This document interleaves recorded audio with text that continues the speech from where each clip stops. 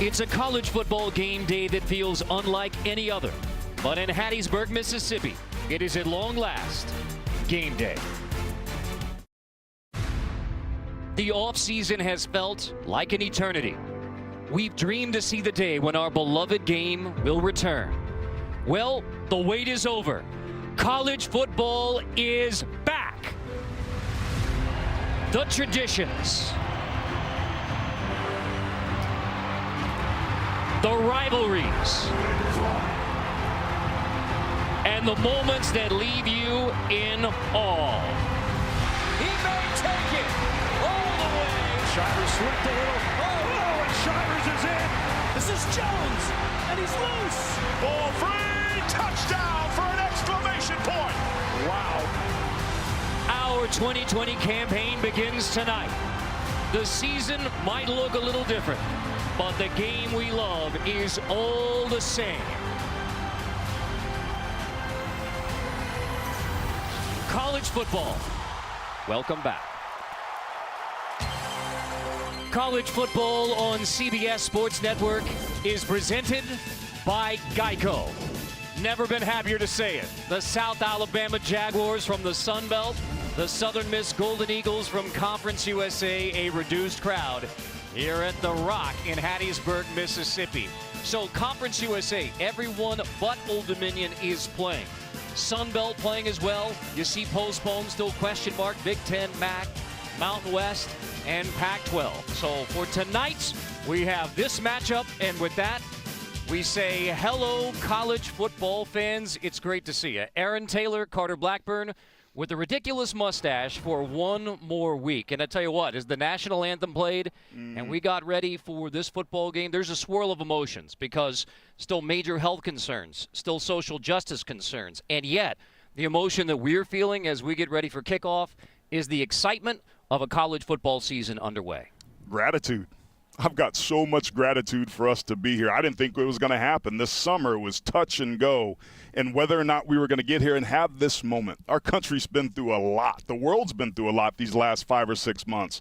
But sports has always been the great unifier. So for these next 3.5 or 4 hours, let's sit back, shut out the rest of the world, and enjoy the greatest sport on the planet. And we intend to enjoy it. And Southern Miss has been enjoying success of late under their veteran quarterback, Jack Abraham. Well, Abraham's been a 3-year starter, and he led the Conference USA's best passing attack a season ago. Started out red hot, a 4-to-1 touchdown to interception ratio, but down the stretch decision-making, hesitancy was a factor. He's got to clean that up because turnovers were the biggest problem that the Golden Eagles had a season ago.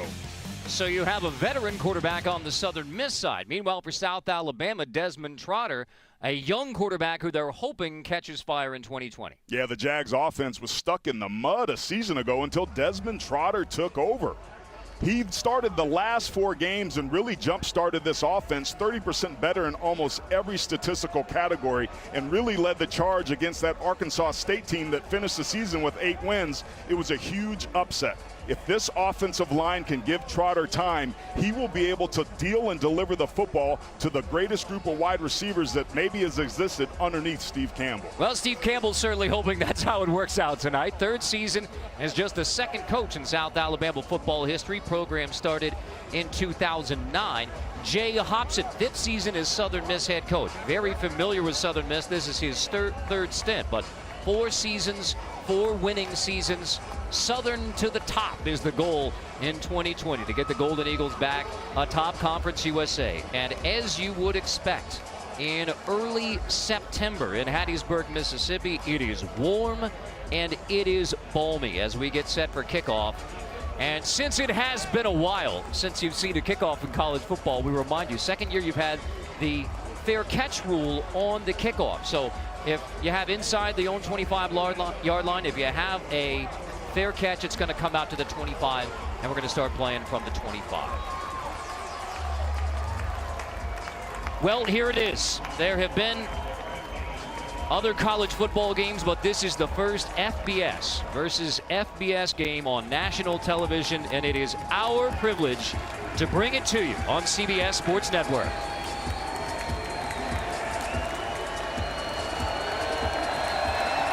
Kickoff in 2020. And it will be South Alabama who starts at the 25-yard line.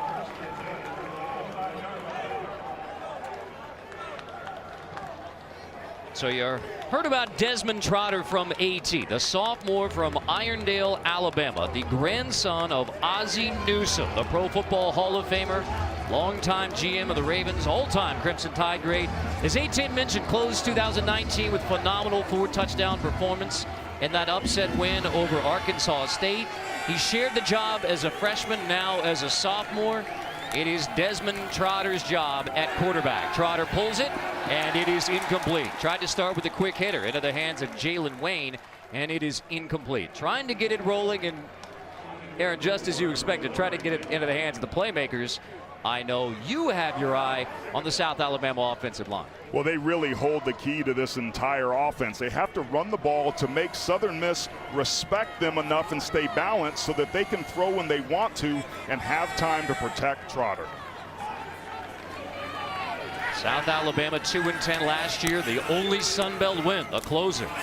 It's a handoff, and Davis has it for a gain of a couple in the Southern Miss defense, who has been stout under Jay Hobson, led by Santrell Latham, the Mike linebacker junior from Meridian, Mississippi. And it is especially the secondary for this Southern Miss Golden Eagle defense, almost elite. Very good. This was a defense, this nasty bunch that flew around. One of the things they did an extremely good job of is getting after the quarterback, particularly on third down.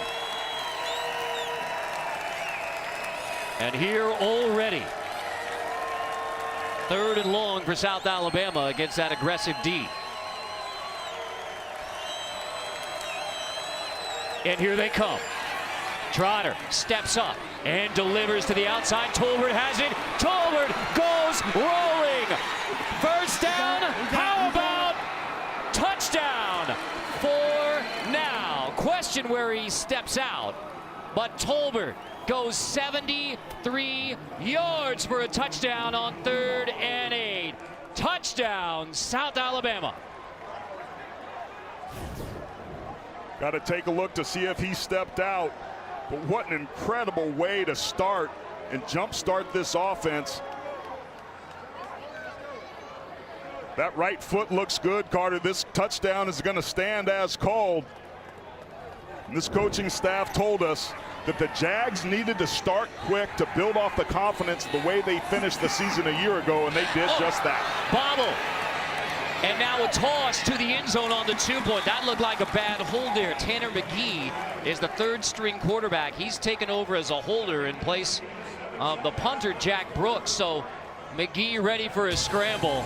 All right, it's imperfect, but oh, does it look good to say touchdown. This is what Tolbert does best. Last season against Arkansas State, had 4 touchdowns. Jump starts this offense out of the gate. Jags up 6. Jalen Tolbert and the Jags are happy football's back. 73-yard touchdown, 6-0 South Alabama. Let's check in with Aaron Taylor's keys to the game. So far, so good for the Jags up front. Defensively, they have to win the trenches with some youth. The defensive line was the strength of the defense a year ago. A bunch of seniors left. For Southern Miss, the offense has to protect the football. We talked about the role that turnovers played a season form ago in this defense. Limit the explosive plays. Defensive coordinator Tony Pecoraro told us that we cannot let them get behind us.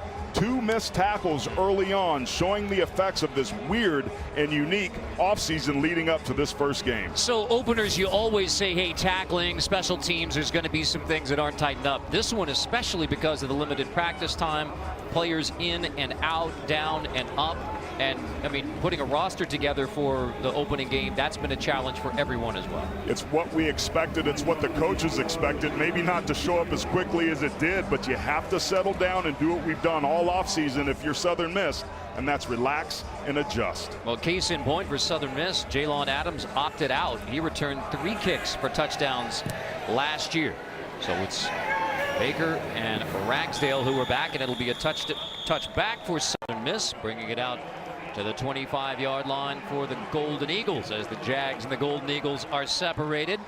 Abraham, the classic, undersized, under-recruited player, grows into a star quarterback, right? Southern Miss, his third collegiate stop after Louisiana Tech, Northwest Mississippi.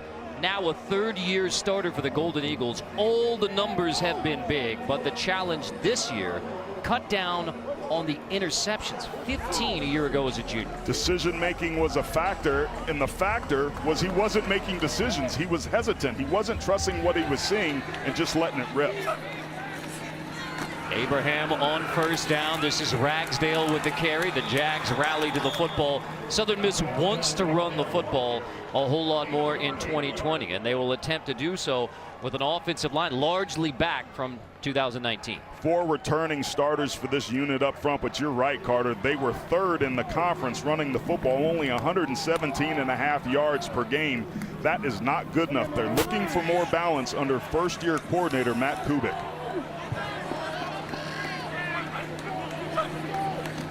Abraham shovel toss. That's a completed pass, but it's the same result. No gain. Baker makes the grab, but now here the Golden Eagles are in 3rd and long against the South Alabama defense, which is shuffled all over the place. That's been a big switch for the Jags. This defense prides itself on being physical up front, particularly in that front 6 or 7. That last tackle was made by Nick Mobley. Led him a season ago with tackles. He's a big run stopper up front, but these guys right here up front on the defensive line of scrimmage, those are going to be the key for the Jags tonight. Well, 3rd and long was friendly for South Alabama. We'll see how friendly it is for the Golden Eagles. There's motion. Whistle.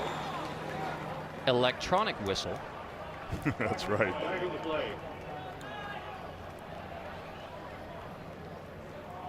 Offside. Defense number 7 jumped in the neutral zone and caused an offensive play to react. 5-yard penalty. Still 3rd down. Our referee, Wayne Winkler. Officials will be masked electric whistles. And that's disappointing. Chris Henderson's one of the old vets on this team, usually provides leadership, but a costly mistake makes this 3rd down conversion much more feasible. Isn't it amazing? You go into the opener and you have so many things, everything's going to go perfect, and then just one little thing and you're in 3rd and 4. That's football, man. So we'll get into some more of the COVID-19 adjustments for college football in 2020. But now here we have another one. So back-to-back flags. Those electronic whistles getting an early test here in Hattiesburg from our crew. False start. Offense number 17. 5-yard penalty. Still 3rd down. As we were getting ready to roll over, we noticed the officials in their van rolling over, and yes, everyone following the testing protocols. Whistles, the electronic whistles are recommended. The masked and the officials were all masked up and ready to roll, heading over to Roberts Stadium here in Hattiesburg, Mississippi. And they have gotten to use it all early. Back to 3rd and 9. Oh, no. All right, let's figure this one out. This is going to be on both guards. Look like they win early. False start. Offense number 68. 5-yard penalty. Still 3rd down. Wayne Winkler, a lot of early camera time in 2020. I like this Bryce Foxworth, number 68. He's got some nasty to him. He's one of the players that they're looking to get engaged. Kubik really likes the athleticism of this unit. They said they're going to start with the inside zone and work their way out. Inside zone is perfect for Foxworth, but he's got to be smarter because right now the Golden Eagles are marching the wrong way. And as an offensive lineman, you'd mean nasty as a compliment, right? Yes. Yeah. So Abraham behind the nasties on 3rd and 14, dragging Brownlee. Wrapped up as the Jags rally to the football. Well short. Brownlee dropped near the 25-yard line. It's DeShazer who leads the way. Another flag is down. A.J. DeShazer, the junior rover. An eligible player downfield, number 89, was covered up at the snap. 5-yard penalty, still 3rd down. Correction, that penalty is declined. Here we go. 4th down. Makes sense. We've seen enough of 3rd down on this series. And we've also seen mistakes by both of these teams, and that is part and parcel of just how disjointed this entire offseason has been. Southern Miss needs to settle itself down, but if you're South Alabama, you got to be feeling pretty good how you're starting out of the gate here on the road. Jalen Wayne is back. Mason Hunt will punt from the 15. Short, but a good roll for the Golden Eagles. Short punt, good roll, out of bounds at the 31-yard line. So South Alabama with a big touchdown to get it started. Missed PAT at 6-0 Jags on the Golden Eagles to get it started on the 24-hour home of CBS Sports. South Alabama started playing football in 2009, scored a huge season-opening win at Mississippi State in 2016. Then they knocked off a ranked San Diego State team later that year. Now, so Mobile, Alabama with it's a short drive. In fact, they came up on game day. They came up leaving about 4 o'clock today. That's Tolbert, who was tackled on the edge by Brooks on first down. A strong baseball tradition at South Alabama as well, including Luis Gonzalez. Diamondback fans are cheering, Yankees fans are booing, and Marlon Anderson. So a relatively quick run up from Mobile, Alabama to Hattiesburg, Mississippi. Nothing doing on second down as well. Carlos Davis wrapped up, and that's Latham on the stop. And now here we are at third down, which was very friendly the last time when Tolbert broke it for 73 yards. And this is where the Nasty Bunch would like to dial up some pressure. They're pretty aggressive. They put a lot of responsibility on the shoulders of their defensive backs with man coverage. Going to be interesting to see if Pecoraro decides to turn the heat up here. Desmond Trotter on 3rd and 6. Steps up, quick hitter, delivered, apparently short. We'll see. That is close. It's Tyre, the tight end, who makes the grab. And if you're South Alabama, you got to go here. This was awfully close, but what are you going to save it for? You're in midfield. Your defense is playing lights out. You don't even think about this. If it's fourth and anything less than a yard, trust that offensive line that you came into the game is going to be there for you. And in fact, they get the first down and move the sticks. And we may have another look at that one on the spot because it was close and it looks short to me. We'll take a look. I think Jay Hobson is making that point right now. The ruling on the field was a first down. The previous play is under review. All right. So we'll check the spot because it was close. The initial spot looked like short, but Tyre. Watch the heads lineman running in from the bottom of the screen here. He's running in right towards the football, and he looks to be inside of the yard to gain marker, just beyond that 40-yard line. And I tell you what, give credit to Swayze Bozeman, not only on the tackle, but maybe even knowing where that first down marker was and swinging Tyre back. So that's senior Sam linebacker and second-year starter Swayze Bozeman, and here he comes up to make the stop on Tyre. Does the football, I mean the 41 is the line to gain, and looked just short, but again it was spotted and called 1st and 10. Clearly right there, Southern Miss only rushing. After video review, the ruling on the field stands, first down. Okay. All right. So no indisputable video evidence to overturn it. Let it stand. First down. Nasty Bunch only rushed 3 that time, trying to force Desmond Trotter to find the holes in that zone defense. He did exactly that for the fresh set of downs. That makes the Jags 2 for 2 on 3rd down with the TD from Jalen Tolbert. By the way, Tolbert last year averaged 19 yards a catch. This year, 73. Trotter's going to take it on 1st down. Trotter on the draw, gets across the 45-yard line. Desmond Trotter started the Final Four of 2019. That school record, 4 touchdown passes, all to Jalen Tolbert in the win over Arkansas State. So they didn't win a game in the Sun Belt until that closing win over a good A-State team. So they had a lot of momentum at the end of 2019. Heavy pressure, 2nd down. Trotter steps up and is picked off inside the 15-yard line. Scott has it. Scott across the 30-yard line and brings it all the way back to the 34. That's Eric Scott Jr. Immediate dividends out of Butler Community College, has his first pick as a Golden Eagle. Southern Miss was dead last in Conference USA last year in turnover margin, so plays like this help. Trotter just got greedy. He felt overconfident throwing the ball to Tolbert into double coverage, and Southern Miss makes him pay. A takeaway by the Golden Eagle D.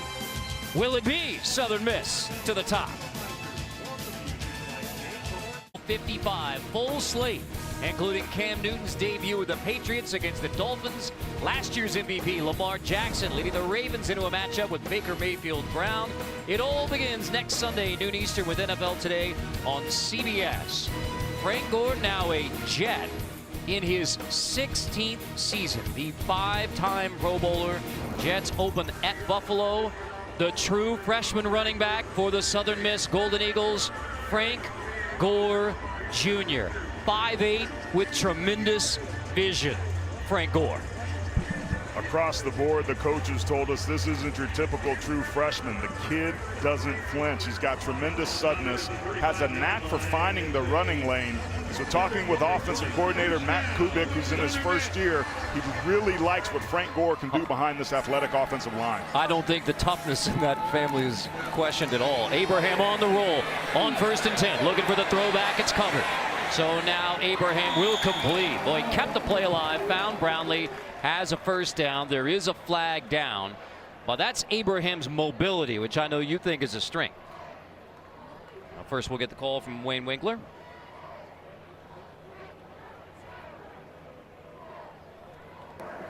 Ineligible downfield player, offense number 63, 5-yard penalty, replay first down. These are killers. This is going to be the right tackle, Fletcher, right here. Keep your eye on him getting downfield. Gets a nice block there, but clearly a little bit more than the 3 yards that you're allowed. Give him credit for the aggression, but another costly penalty up front for Southern Miss. I like to teach you about offensive line play, so we can break that one down in our spare time. Abraham pop, that slip, and it nearly broke. Now 50 is Tim Jones, the big play wide receiver. In fact, the only wide receiver coming back for Southern Miss who had a catch last year. This one for 20. Yeah, the 3-year starter's Mr. Reliable. He's also the best blocker on the team. The only returning starter or player with a catch for the Golden Eagles a season ago, and he came up big there on that quick slant. Gallman had a touchdown saving tackle. Now to Ragsdale on the ground. Still was the ball out. Ragsdale's down. Looked like Cole was thinking about coming away with it, but Ragsdale is down. Still not much doing in the running game for the Golden Eagles early on. Not for either of them, really. We have, let's see, a combined 8 rushing yards in the game so far. And they both wanted to come out and establish the run, but the timing of offensive linemen has been really interrupted throughout the summer and the early fall practice, so I'm not surprised by this. Abraham fakes it, tosses it. That's Grayson Gunner, the graduate transfer from Arkansas, who has his first catch as a Southern Miss Golden Eagle from Madison, Mississippi. Coaches told us that Gunter really separated himself from the rest of the tight ends.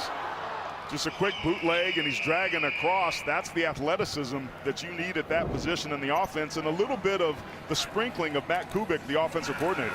Hurried up, try to get it back to the run, inside zone. Ragsdale drop, no gain, maybe a loss. Now through the air, you've had 36 yards on the last 2 pass plays. That one went for 16 to Gunter, but clearly Matt Kubik and the Golden Eagles trying to establish the run. Well, you have to do enough to make the defense play you even so that you can create the matchups and the looks that you want to take advantage of the receivers that you can have to go down the field. It was Trotter who threw the pick to give the football back to the Golden Eagles. Now Abraham trying to take advantage. Another handoff. Jags rally to the football, shove back. Nothing doing there for Baker. DeShazer leads the way again. These linebackers are just coming downhill. This is a counter play where you pull 2 backside offensive linemen, But this young defensive line for South Alabama is really winning their matchup early on here. That was the big question mark. That was the strength of the defense a season ago. It was a senior-laden defensive line. They were big and stout. 5 of these 9 players up front are first or second-year players, and they're playing pretty well here so far. Abraham on 3rd and 10. Leaves it high and incomplete. On the hands for Tim Jones, but it was high and it's knocked away. Excellent coverage from Devin Rocket, the senior from Oxford, Mississippi. A little bit of pressure right as he was throwing the football from the backside. You wonder if it affected him or not. That's a catchable ball by Jones. Not an easy catch, but one he's got to come down with. Southern Miss, the big loss in the receiving corps. Quez Watkins, who led CUSA in receiving yards last year, went to the Eagles, 6th round pick. Mason Hunt won the punting job. Jalen Wayne back for South Alabama. So Golden Eagles get a takeaway on defense, but it results in no points. Will bounce inside the 5, and the Golden Eagles down, and yes they do, just inside the 1. So no points on the board off the takeaway, but that is a big-time field position win for the Southern Miss Golden Eagles. So give credit. Southern ready. They got the Jag backed up.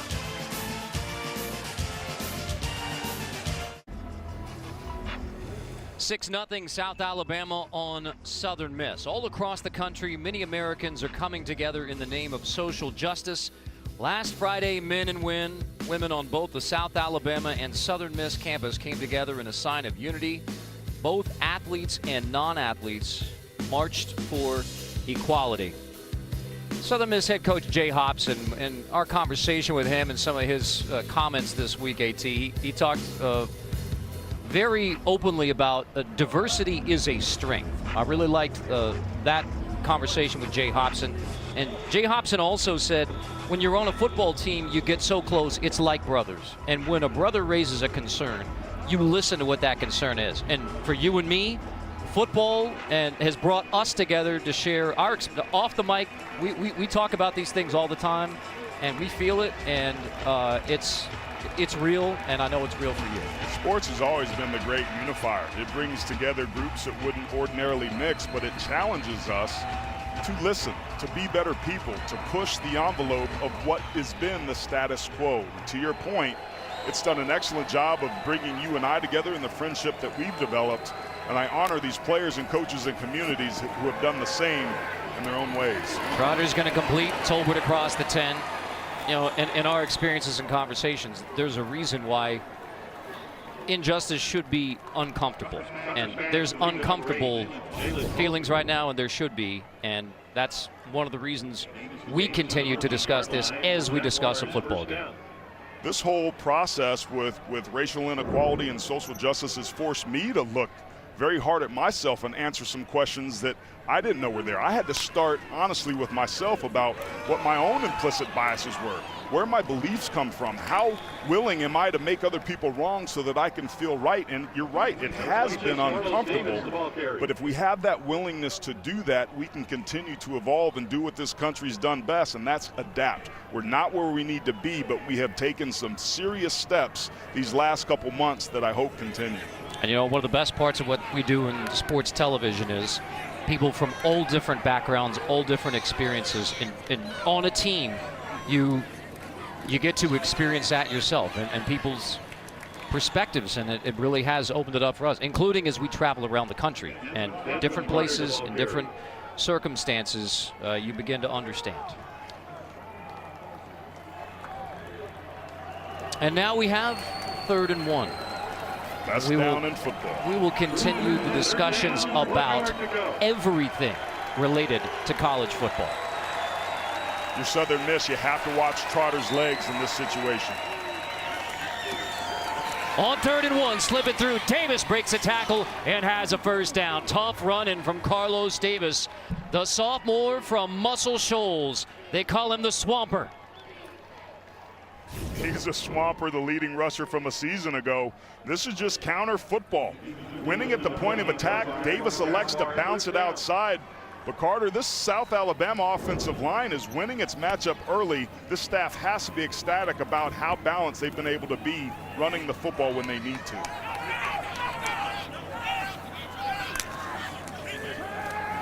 Trotter now with some more space. Rolling, chased, Trotter all the way back to the 11. Has to heave it to the sidelines. That's a veteran play by the sophomore, making just his 5th start to get away from the pressure and have enough arm strength to get it to the sideline. This was a combination of coverage on the back end and some late pressure up front. Keep your eye on the right tackle right here. He's going to overset, allowing the defensive end to come up. That's what initially flushes Trotter. Nowhere to go, so when Trotter turns his back and turns around, he has nowhere to dump the ball, so he does what he should do, and that's live to play another down. Back end helping the front end get pressure on the QB. And again, 39 sacks a season ago for Southern Miss. They'd love to do it. Now a little miscommunication for South Alabama, forced to take a timeout. So regroup timeout for the Jags. They have Alabama. A 6-0 lead, but South Alabama backed up. Desmond Trotter has the big play for South Alabama, the 73-yard touchdown to Jalen Tolbert. Bobble on the PAT, so that's why 6 is up there. But you take those numbers for Desmond Trotter, that looks similar to what he was doing at the end of 2019. In that Arkansas State game, he had an interception that was kind of an ill-advised throw, just like he did early in this game, taking a shot into double coverage, trying to target Tolbert. But this young man has really stepped his game up. The coach is talking about how you can tell how he's evolved in practice, being more of a vocal leader, walking in and saying, this is my time and my team. He's ready to lead this offense. Now they do have the backup and Chance Lovertich, who the coach has said we will see Lovertich as well in certain situations. So eyes out there, but Desmond Trotter, 8 games as a freshman, started 4. On 2nd and 10, pressure picked up. Trotter delivers. It's Tolbert again. Forced out at the 45-yard line, but Trotter to Tolbert is a recipe for success for the Jags. Southern Miss really respecting the deep speed of Trotter. Look at that cushion. Trotter with the foot in the ground just breaks the route off. Southern Miss defensive backs need to play a little bit more aggressive and try to disrupt the timing, because that ball floated in the air. If they can break on those quicker, they may be able to jump one of those and take it to the house the other way. That's an 18-yard grab, 89 receiving yards already for Jalen Tolbert. Back to the ground on 1st down, and a short gain for Terrion Avery, junior from Wiggins, Mississippi. This run game's not pretty, but these are the body blows, Carter. These are the rhythm that you need to establish. Remember, the offensive line has been one of the position groups most affected by the preparation of COVID, because it's all timing, it's all working together, and with that being abbreviated, many coaches across the country have talked about how hard it's been. Trotter into the heavy pressure on 2nd down. Heaves it long, Holden inside the 5. Jalen Wayne makes a remarkable grab, and he knows it. No question about Trotter's arm strength, but remember, Wayne had the drop on the first play of the game, but tremendous concentration and hand strength to pluck that ball out of the air. Wayne Enterprises, 1st and goal. Fade, but first. The ruling on the field was a catch. The previous plays under further review. All right. 49 on the catch for now for Jalen Wayne. Let's have a look. Pretty tight coverage that time by Southern Miss. But look at the concentration and the body control. The DB's got his arm on his right arm, but Wayne's able to grab that football and keep it up off the ground. Largely one-handed. What an incredible catch. Okay, you see complete and continuous control of the ball throughout the process of contacting the ground. As Section 4, Article 3 says. You're seeing what they're looking at, because when his body hits the ground, the ball moves a little bit, which it's allowed to do as long as he maintains control, which to me it looks clearly like Wayne does. Ball's tightly pressed against his body. You can understand why they wanted to take another look at it, but looks like a tremendous catch from Wayne. Man. So you have Wayne 49 if it stands, and then 73 from Tolbert. Here's After video review, the ruling on the field is confirmed. First down. First and goal. Well, now you question, all right, when they were trying to hurry up and get it into the hands of Tolbert on that fade, do you go right back to Tolbert on the fade, or do you go elsewhere? Tonight's Red Zone brought to you by Verizon. South Alabama last year, much room for improvement. Only 53% touchdown percentage last year. Get Trotter outside the pocket, give him a two-way go here. Baker in motion. Oh, handoff, and it is Avery. And Avery is in. Touchdown, Jags. Terrion Avery takes it in after the 49-yard grab by Jalen Wayne set it up. This game couldn't have started off any better offensively for South Alabama. This offensive line that they challenged, just great combination blocks, and the sustaining backside was the difference there.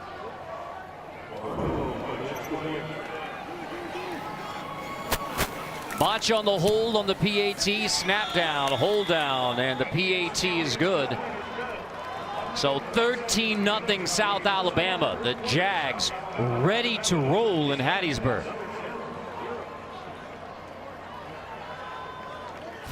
Carter, what got this play jump-started was Trotter to Jalen Wayne, showing tremendous concentration to track that ball over his back, and it ends up leading to the touchdown we just saw, with tremendous push off that left side of the offensive line. Tyler Jernigan, that left guard spot, Wyatt Green, and center Brian Ankerson, more than doing their job up front. The big guys getting it done. I mentioned Jernigan at left guard. He gets a start because Hayden Merchant and Trey Simpson both injured. So South Alabama shuffled its offensive line this week in order to get ready for the opener, and they are pushing around the Golden Eagles early on. The coaches told us they struggled a little bit early on in camp. Their defense was able to take advantage of them. There were some question marks around this group and this offense, and whether or not they were going to be able to do enough to allow Trotter to wheel and deal to his receivers like he's done so far. And this is a South Alabama offense that over half the all-purpose yards taken in special teams from Trey Minter, who was an electric playmaker for South Alabama. So, I mean, they had to retool big time as well without Minter. He was a weapon. Touchback, bring it out to the 25 for the Golden Eagles, with South Alabama up 13-0. Sunday night, 8 Eastern, CBS Sports Network hits the hardwood for a WNBA showdown in the bubble. The Chicago Sky battle Candace Parker and the Los Angeles Sparks on CBS Sports Network. Watching WNBA this summer with my March Madness partner, Debbie Antonelli. The Dream getting a big win over Liberty earlier tonight on CBS Sports Network. Meanwhile, Jack Abraham and the Southern Miss Golden Eagles need to get some offense rolling. 41 so far, and on the ground only one rushing yard, and you can turn that into a minus as Frank Gore Jr. is greeted by a group of Jags and dropped by Kelvin Johnson leading the way. Jeremiah Littles, watch them stunt to their left. Southern Miss is right. There's no running lanes, and then coming off the outside edge is Kelvin Johnson to force it back inside. This is the exact sort of production that you want up front to stifle that running game. Nasty in that tackle there from Kelvin Johnson. Southern Miss looks lost up front. A first quarter owned by the Jags. Abraham and the Golden Eagles trying. Not done so far. Brownlee, the intended receiver, and then Ryan Melton, who got the start at corner tonight. West Point, Mississippi. Seeing receivers on both sides of the football tonight having some concentration drops. The ball's in their hand, but maybe being too excited because they're here early trying to turn and run. before they've secured the catch. I'll say this about Jack Abraham, the veteran quarterback, visiting with a longtime voice of the Golden Eagles. John Cox said, biggest thing about the young man you need to know is with this young group of receivers, he's been out there throwing late every day. So trying to get the rhythm down, and yet there is little rhythm for Jack Abraham and the Golden Eagles. Janarius Johnson gets the sack. Janarius Johnson filling in the shoes for last year for Sean Brown, who's a big 325-pounder. They're just rushing 3, but look at the push and the bull rush. Stays alive, is able to disengage and take Abraham to the ground. Say it again. Janarius Johnson, representing Gulfport, Mississippi. The 2 biggest question marks for South Alabama coming into this season have answered the call mightily here early. And that leads you to a 13-0 start for South Alabama. Before the punt from Hunt, it is the end of the first quarter. This is the end of the first quarter. A college football season and a college football game day unlike any other. That is the end of the first quarter. You're watching college football on CBS Sports Network, presented by Geico.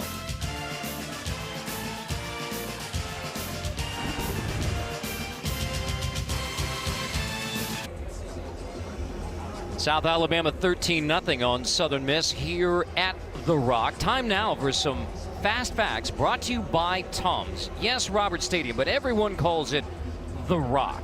Why do we tell you the distance from Austin, Texas, 596 miles? Well, Austin, Texas is my home. For family reasons, I chose to drive from Austin to Hattiesburg, Mississippi. So this is the ballet star, Lucille Blackburn, waving bye-bye to Dad. As you drive down the road with the Spanish moss hanging from the tree. With a little stop on the north shore of Lake Pontchartrain, Fontainebleau State Park, right down the road from Alan Thrifley, our talented statistician. So it was last year we opened in Oahu. This year rolling past Lake Pontchartrain on the way to Hattiesburg, Mississippi to The Rock. And I tell you what, and I'm not just saying this, our entire CBS sports team, everyone has gone literally the extra mile for the health and safety of all of us, and it is greatly appreciated. We love this. We love the opportunity to do it, and we love the fact that everyone at CBS Sports, beginning with Sean McManus and David Burson and everyone at CBS Sports, has been extremely supportive of the health and safety measures. Mason Hunt, side of the foot. Yeah, amen. Amen to that, Carter. And when it rains, it pours for Southern Miss. But that last drive, man, South Alabama was all about it, getting the football to Tolbert, being able to deliver some deep balls, hitting number 4, Jalen Wayne. And then it was the offensive line in this back by committee. Terrian Avery putting things down to cap off a 99-yard drive, Carter. This offense is light years ahead of where it was a season ago. So field position better this time for the Jags. Trotter, hands off, hole on the right side, closes quickly. Now Wilson wasn't sure whether he got stopped or not, but he is brought down. Josh Ratcliffe, Barnes there for the Golden Eagles, Tyler Barnes. Barnes came up and brought it right there. That was a nice physical tackle, and that's what this defense needs for Southern Miss. They need some sort of juice play, a spark play. Another turnover, because right now the Jags seem pretty confident in what they can run, especially when they take deep shots. Yardage dominant by South Alabama. That one is tipped, and there's your spark. It is picked off, intercepted. Barnes has the INT.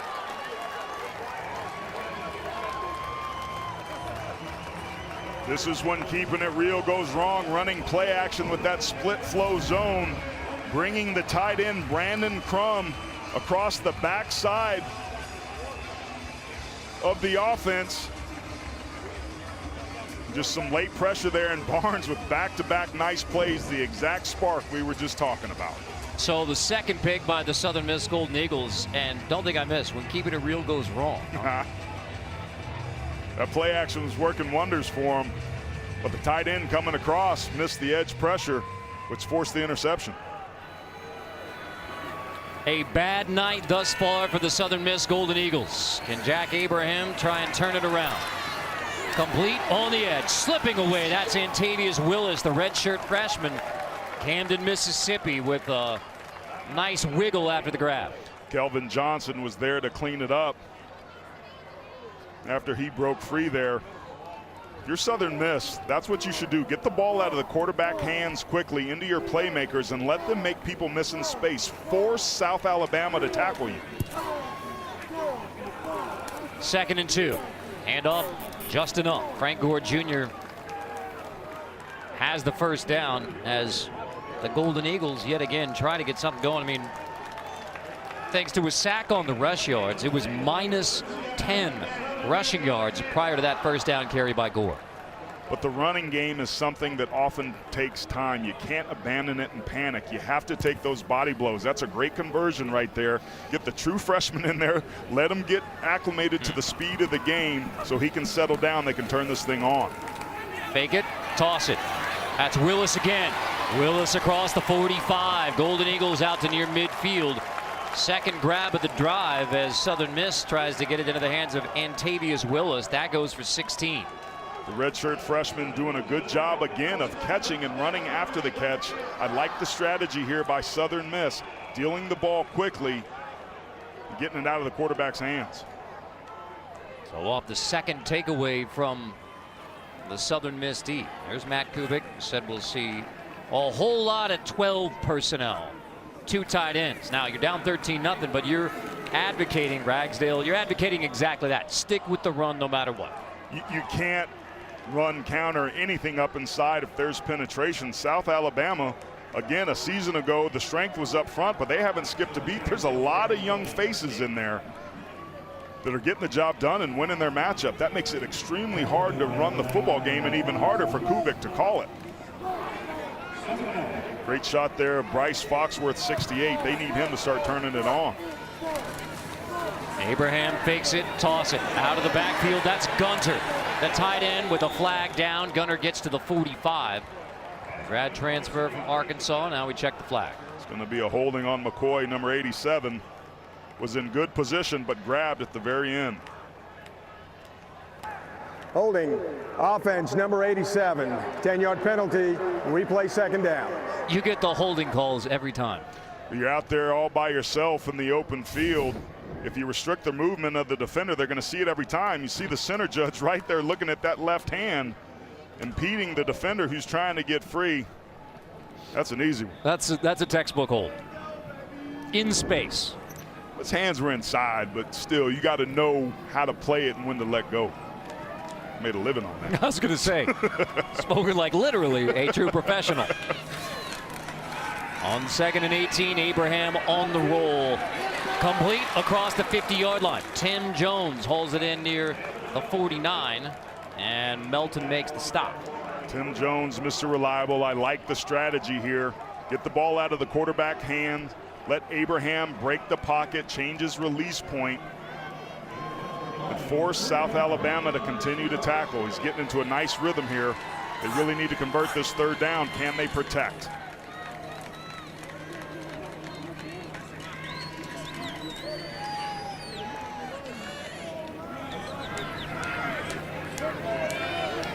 Check to the sideline with Kubik before 3rd and 8. Here comes the pressure. Abraham steps up, delivers downfield. Wow! It is caught, and it is 1st and goal. Golden Eagles. Abraham goes up top to Tim Jones, the preseason All-Conference USA receiver, makes the grab. This was an incredible adjustment back to the ball by Jones. Great concentration, really nice coverage by Flanord, but Jones, the trusty receiver, comes through big time. 47 yards, sets up 1st and goal. Abraham snaps it, hands to Ragsdale. Nothing doing on the left side. Melton makes the stop. 2nd and goal, some shoving. They're going to let that one go for now from Bryce Foxworth. That's the guy that brings some nasty. This is where your offensive line needs to take over. You get inside the 5-yard line, you want to exert your will. This would be a tremendous confidence booster if they could cap this drive off on the ground. Let's see what the offensive coordinator, Matt Kubik, dials up here. Remember, Abraham has some mobility. Abraham's going to hand off to Ragsdale. Spinning, pushing. Ragsdale is in. Touchdown, Southern Miss.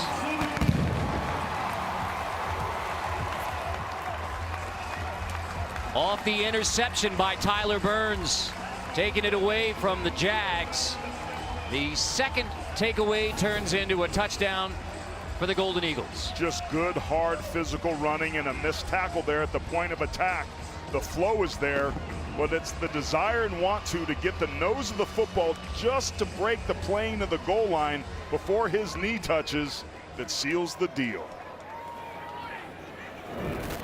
You talk about sticking to the run game, and pays off with a rushing touchdown. The first for Ragsdale, the transfer from Hines Community College. So Ragsdale into the end zone, PAT is good. So the second INT thrown by Desmond Trotter turns into points. Barnes takes it away. The big play from Jones sets up the touchdown run from Don Ragsdale. Southern on the board at the Rock. So some of the safety protocols in college football for those choosing to play, coaches and staff wearing the facial coverings, but we're showing you here is that the sidelines have been extended to allow for social distancing on the sidelines as much as possible. They move out from the 25-yard line down to the 15-yard line. You can see this area right there. Oh, that's what you can see. I got a twofer, Carter, a twofer.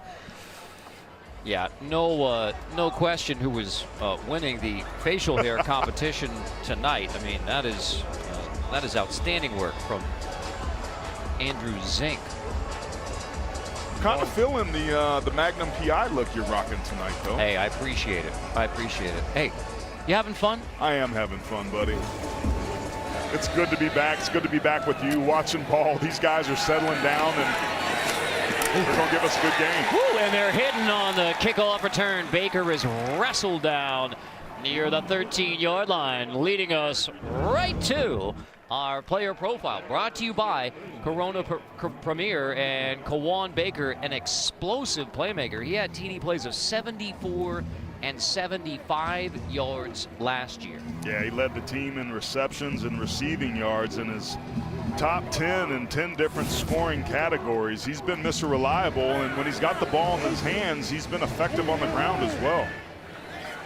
And yet, because of the good kick coverage by Southern Miss, it is Desmond Trotter and South Alabama who's backed up. Brooks makes the stop on first down. The jet sweep game to the wide receivers forces defenses to flatten out. That can also open things back up inside. So not surprised that Kenny Edenfield, the offensive coordinator's going to the old reliable. That's usually where we see Kawan Baker making his presence felt. But 2nd and 4, your playbook's wide open. They love this situation they're in right here. After the 6-yard gain from Lacey on the ground, this is Davis who finds the edge, tiptoeing on the sideline out to the 30. So they were backed up to the 13. And because, again, of the effective running game for South Alabama, rolling. Keep your eye right here on Tyler Jernigan. Gets the reach on the wide 3 technique, gets his head across and gives up a little ground, but puts enough pressure on the defender to allow Carlos Davis to get the first down over the outside. That's a gain of 8. 14 rushing yards on the last 2 plays. Jernigan, who got the start at left guard because of a couple injuries. Pass to the outside. That is Wayne who makes the grab. He is met immediately and dropped down by Scott, but it's still a gain of 6. We've seen Trotter take some deep shots downfield, but that's the 3rd or 4th ball that he's thrown to the perimeter that's kind of floated and taken some time. I wouldn't be surprised before this game is over if we don't see Southern Miss try to jump one of those out routes. Already 2 picks for the Golden Eagle defense. Last one turned into the Southern Miss touchdown. Trotter threw only 2 picks last year in the 8 games he played. And off, this is Carlos Davis. Gets to the 40-yard line with a good block by Tyre on the edge. That's a gain of 5. Swayze Bozeman. Offensive line now, they're running some stretch plays to get Southern Miss running in space, and these backs are putting their foot in the ground and getting north and south. High snap, Trotter handles it, play action. Floats it to the outside, that is caught across the 50-yard line into Golden Eagle territory. Kawan Baker, first down for the Jags, gain of 11. That's one of the things that Southern Miss defensive coordinator Tony Pecoraro said that Trotter does best is throw on the move. That's a beautiful touch, allowing Baker to catch it in stride to move the sticks. A lot of substitutions with these guys in and out, conditioning a challenge for both these teams. Trotter's going to give it to Avery, who had the touchdown run, and a tough run for Terrion Avery on first down. Avery had some nice bursts there. Defensive lineman number 95, Andrew Cole for Southern Miss, won his matchup at the point of attack, but couldn't close and make the tackle for loss in the backfield. 7th play of the drive. They started back at the 13. Had a 99-yard drive at South Alabama. Their second touchdown. With the way they're running the football, 2nd and 4 at this field position, this is a perfect shot for a deep shot. Trotter is going to pull it. Trotter slips away, gets a block on the edge. Trotter knocked out of bounds near the 30-yard line. What a play by Desmond Trotter. This play was dead in the water, but that shows you how athletic Trotter is. It was a busted play. There was some pressure off the side, but right there he pulls it, runs away from 2 defenders, and a great block right there by Tolbert springs them for another first down. Oh, and don't you know his quarterback loves that? The star wide receiver blocking on the edge for the QB. Ain't nothing better than receivers that can block. Have a Golden Eagle who is down. That is Hayes Maples. And as he's held back to the sideline, we step aside. Hayes Maples, the sophomore linebacker who is from Hattiesburg, getting attention from the training staff and the equipment staff on the Southern Miss sideline after he was injured on this play, going after Desmond Trotter. Just trying to make a physical play out there on the outside edge. He's a backup linebacker. These last couple weeks, there's been 6 Southern Miss players that opted out as we take a look at the offensive coordinator for South Alabama, Kitty Edenfeld, who's got to be pretty excited about what his offense has been able to do, particularly on this series, by dialing up that run game. Minus the 2 mistakes by Trotter with the interceptions, they played pretty well. He was at Troy for 10 years, his alma mater. Trotter looks like another busted play, so he just dumps it back to the line of scrimmage, incomplete. He was chased off the edge by Eric Scott Jr. coming on the Cowboy. That corner blitz off the outside edge, and credit Trotter, it was a busted play right there, but just thinking heads up and being quick, gets rid of the football and avoids the sack. Yeah, always watch that boundary cat, Carter. Yeah. Got to watch the Cowboy and the cat, especially the cat Cowboy. Trotter pull this one. He takes a pop on 2nd and 10. That's Avery Hobbs, sophomore from Rice Lake, Wisconsin, Iowa Western Community College. So he actually has 3 years of eligibility, and they think Hobbs is going to be really good.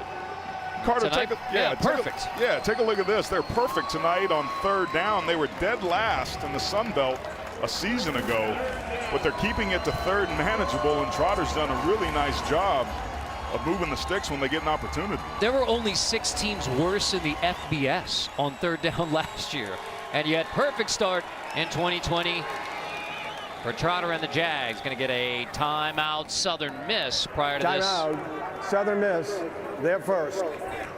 3rd and 3. You know, this is the second time the Jags have been backed up. First time on a 99-yard drive. I mean, Trotter was red hot to start. And he got that ball to Jalen Tolbert, and this gave everybody confidence. This offense wanted to start quickly, and they did just that. The concentration and body control by Wayne, but then it was the ill-advised decision, kind of playing 3 flies up into double coverage, then hit as he throws for the 2nd interception based on a missed block by the backside tight end. It's been a little bit of a mixed bag statistically, but again, you remove those 2 interceptions, one of which he was hit as he thrown. He's done a pretty dang good job running this offense, and his receivers that are the strength of this unit have more than bailed him out. I'll tell you what, you go 99 yards on a touchdown drive for South Alabama. Now this drive started at the 13, so they have moved the football out of some difficult situations against the Golden Eagles. There's 6 minutes left in the second quarter, and they've got 250 yards of offense against a defense that hasn't finished worse than third in the last 5 years in conference. And a handoff on 3rd and 3. Davis trying to find the edge. He is wrestled down and dropped. Malik Shorts, the sophomore strong safety from Bassfield, Mississippi, with Maples. Yeah, he got himself healthy, got back in and made a play. This is decision time for South Alabama. With the way your defense is playing, do you take a chance here and try and convert, or attempt your first field goal of the offseason? That's the first tackle for loss today by Southern Miss. Guajardo on for the field goal, and it is no good from 46. That is Guajardo's first field goal attempt. He kicked off last year on Guajardo attempting the 46-yarder. And good news for the Golden Eagles. Nothing more on the board. Still 13-7 Jags. Let's take a look at the AP poll powered by Ram Truck. So these are the AP top 25 teams who are not playing this fall, and maybe we should say yet. 9 of the top 25 and 3 of the top 10. Just one of the many ways that this season is bizarre. And to your point about yet, the Pac-12 and Big Ten postponing their season. There's been rumors and talk about whether or not they play this fall in October or November or December 1st. But in a season that has been uncertain with some unprecedented things, that first top 25 in the state of college football, and whether you have 2 playoffs or not, can you get a full spring season in? What happens to the players that are draft eligible? A lot to chew on. It's Gore who has the first down carry. 25% capacity here at the Rock Roberts Stadium, but it is going to be a challenge throughout college football to make all of those determinations for every conference, every school. We are just at the beginning. On the field, Gore picks up 11. Give it right back to him. So Gore gets 6 more. Take it to the 45, and you can feel the flow from Frank Gore Jr. They're going to the big boy football up front. That was a wham play where you bring the tight end and lead him up through on the nose tackle to get a double team at the point of the attack. Gore puts his foot in the ground and squirts forward for a nice pickup. After South Alabama has dominated, no points on the last drive, and the Golden Eagles a chance to tie or take the lead before halftime after they have had very little going on the offensive side. This front 7 of South Alabama makes a nice adjustment there. Southern Miss is only 1 for 4 on 3rd down tonight because their average distance it goes almost been 11 yards. This is a 3rd and 3 they've got to get, and with the way this offensive line's playing, I'd say turn around and hand it off and let them pick it up. Timeout. Second used by Southern Miss prior to this 3rd and 3. It'll be 30 seconds. And a veteran quarterback, I mean, that's you know this is a critical 3rd down. I mean, you drive, take this one in, you can get back-to-back TDs, and Southern Miss is right there in the ball game. So critical 3rd down. Abraham uses the timeout. It's been an up-and-down night. Certainly the last drive ended the way that you want it to. But to your point, this is a critical point in the ball game. This Southern Miss team, really on both sides of the ball, has been kind of listless, trying to find its way. Both these coaching staffs talking about you got to bring your own juice. The defense has done that, getting a couple interceptions, but offensively, I'm a little surprised at how much Southern Miss has struggled to move the football tonight. This reminds me, if you had a juice draft, which juice would you take in the first round? Pineapple orange is hard to beat. Well, I'm with you. They make good ghetto popsicles for kids too now. So out of the timeout, 3rd and 3 with 4 minutes to go. And, you know, you have that feeling for South Alabama. Everything I mean, yeah, Trotter's thrown 2 picks, but everything has been rolling for the Jags. Big third down both sides. On 3rd and 3, perfectly designed. Gunner has it, takes it inside the 40. First down, Southern Miss. Beautiful play. Beautiful design there, and Gunter sitting in that wing spot. There's going to be some pressure off that outside edge, which frees Gunner up. Just a quick pitch and catch. And when Southern Miss gets the football out of Abraham's hands quickly, they're efficient. Gunner, the former Arkansas Razorback. Immediate impact for the Golden Eagles. Abraham and Southern Miss starting to feel it. Handles the low snap. Hands off. Gore. Jags rally to the football. Jamie Sheriff, who started at defensive end, in there on the tackle. DeShazer as well. Low snaps are tough because it throws off the timing of the play. I don't know if it would have mattered there because the Jags defense were canceling gaps left and right, leaving the backs nowhere to run. Well, Trace Clopton and Jack Abraham have been doing this for a while. Clopton started at center since day 1 as a Golden Eagle. Played for his dad Tommy in high school. And off again, Gore, nothing there, and now you got 3rd and 9. He's got unblocked defenders off that backside. Number 11, Jamie Sheriff, a JUCO transfer. Nobody picks him up. The tight end, I don't know if he was supposed to get him coming across on the split flow zone, but you can't have somebody as big as Sheriff unblocked, and that's going to be the result. Officially call it 3rd and 8 on a gain of 1 from Gore. Williams goes in motion. Abraham keeper on 3rd and 8. We'll see. I don't mind that play call there, Carter. And you know what? Correction here. Rather than Abraham, it was Watley on the carry. So that's Tate Watley, the junior, who's in on. Before the ball was snapped, timeout, South Alabama. Oh, wow. They're second.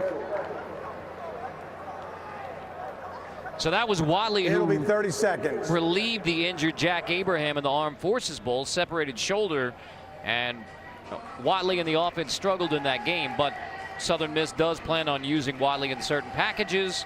However, timeout granted to South Alabama, and now we're going to have 3rd and 8 again. South Alabama wanted an opportunity to be able to talk about it. Game clock operator, please reset the game clock to 2 minutes 58 seconds. 2 minutes 58 seconds on the game clock, please. Now, as much as we enjoyed talking football with South Alabama defensive coordinator Greg Stewart, there was also a maybe even lengthier discussion about fishing, and Aaron Taylor and Greg Stewart could talk fishing all day, I guarantee. Well, we had our Zoom call, right? So my screensaver on Zoom is a picture of me and my son sitting on top of a boat, and you can just see our legs, but it's clear that we're offshore. Coach Stewart recognized it right away, and we just led right into fishing. He's all excited about the new 22-foot cobia he's going to get, which is a nice offshore fishing boat. But, man, we did have a good conversation. Fishing's another one of those things that's a great unifier, just like football. Man, and you did some serious fishing these past few months. I mean, I think regardless, you're doing serious fishing, but I saw some pretty amazing picks. We're seeing some unprecedented bluefin fishing in San Diego. These fish have never been in our waters, but for the last 5 or 6 years, we had a run there with a couple of my buddies on the Sophia Rose where we hammered them. We caught 5 fish up to 220 pounds, all bluefin on 3 consecutive trips. It was as good a fishing as I've ever had. The best sushi restaurant in San Diego is Aaron Taylor's house. Now there's discussion about this timeout, and Jay Hobson wants to get clarification as exactly where this timeout came from. There it is, timeout granted. A good clarification because Jay Hobson wasn't sure where that timeout came from. So discuss it. All right, timeout granted, makes sense.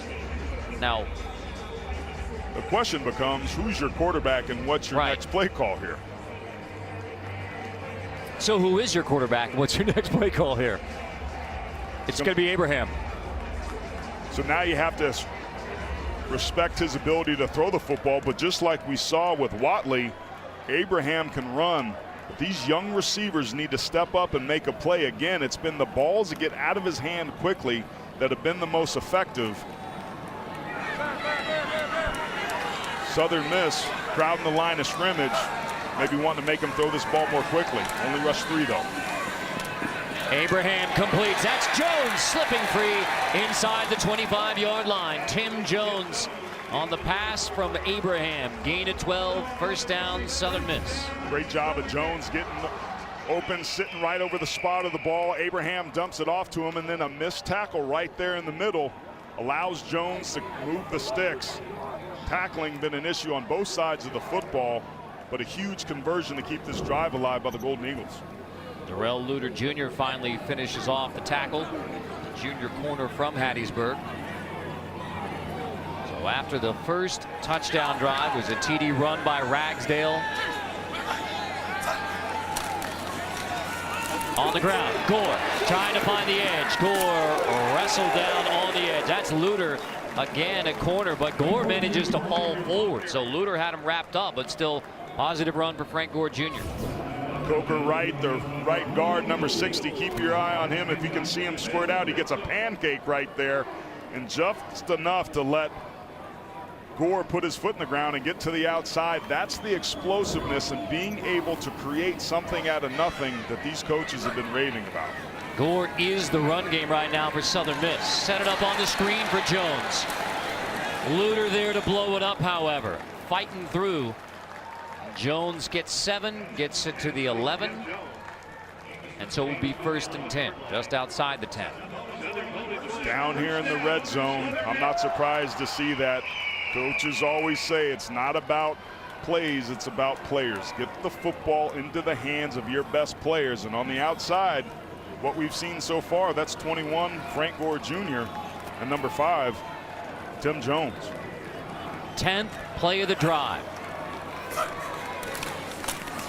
Abraham fakes it, tosses it. That's Willis with a block on the edge. Willis takes it down to the 6-yard line. McCoy with a good block for Antavius Willis. You're getting down here with almost a minute under the second, a minute left in the second quarter. Both these teams with 1 timeout. Southern Miss not really in a hurry, bleed the clock. You've got some time, 2nd and 5. They can still pick up a first down. 8 straight completions from Abraham. And now Gore pushing. Takes 3 of these, shovels it. Abraham, touchdown. Gore to Abraham. Golden Eagle touchdown.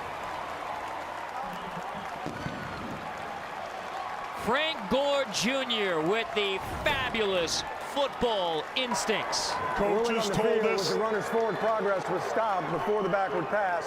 3rd down. So bring it back. that would be a killer.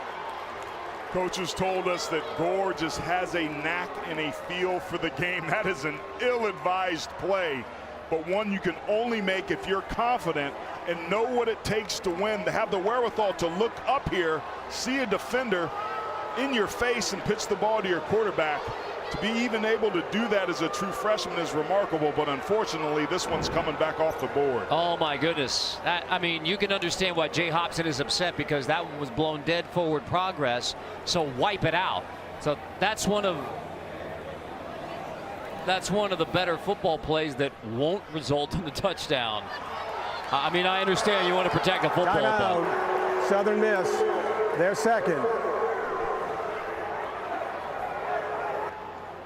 And what's interesting, Carter, is remember the officials this year are going to the electronic whistles. Correction, Southern Miss's third and final timeout. And they said that they were putting them on their hips specifically so that they wouldn't be in a rush to be able to hit the buzzer in their hand and be too quick with the whistles.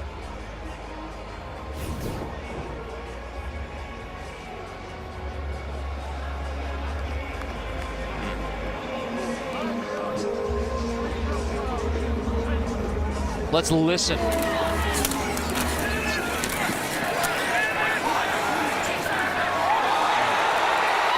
We didn't hear it. Now again, different whistles, electronic whistles, it's different, technology is different, but we've heard whistles, did not hear one there. And you can understand why Jay Hobson is hot about that, because you take a touchdown off the board. That's got to be frustrating, especially a heads-up play by the true freshman to give his team a chance to take the lead here at the end of the second quarter. And now you got to regroup and get ready for 3rd and 4. Southern Miss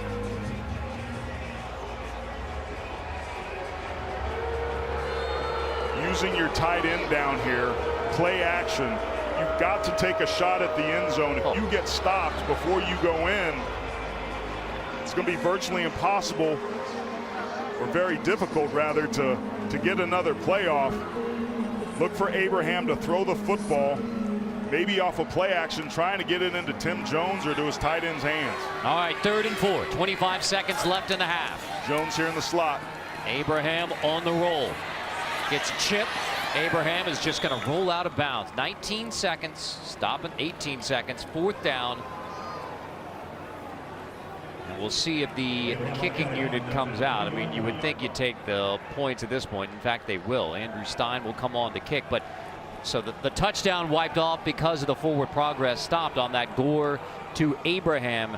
And you know that one's going to burn for Hobson and the Golden Eagles. Burn big time, but this is the right decision to kick this field goal. They can get to 10 points, and remember, Southern Miss gets the ball to start the second half. And it's Bourgeois who comes on for the field Illegal goal substitution. attempt. Kicking team had more than 11 players in the formation. 5-yard penalty. Still 4th down. Not a big deal. 5 yards maybe even makes it a little bit easier for Bourgeois there. But Clock was not run. Rather than Stein coming out, who handled the placements last year, Bourgeois will come out for just his 3rd field goal attempt, 25-yarder.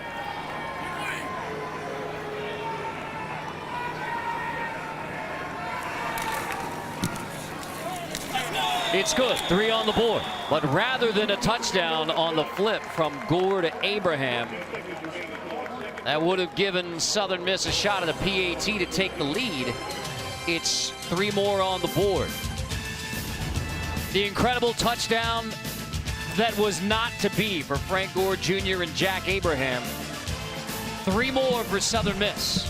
13-10. Jags on top. We're waning right now. Look at you waxing poetic about the waning mood. The second quarter is also waning. 13-0 start for South Alabama. Touchdown on the ground for Southern Miss to get it started, with Don Ragsdale almost had another one on the ground, but then wiped off because Frank Gore Jr. before the flip was ruled down. Forward progress stopped, so 3 more on the board, and Jags will have another chance with 14 seconds if they want to try it again. Be caught by the 28, so keeping it out of the hands of Tolbert, especially late in the half on the kickoff from Bourgeois. So coming up on the Verizon Halftime Report, join Adam Zucker, Rick Neuheisel, Brian Jones.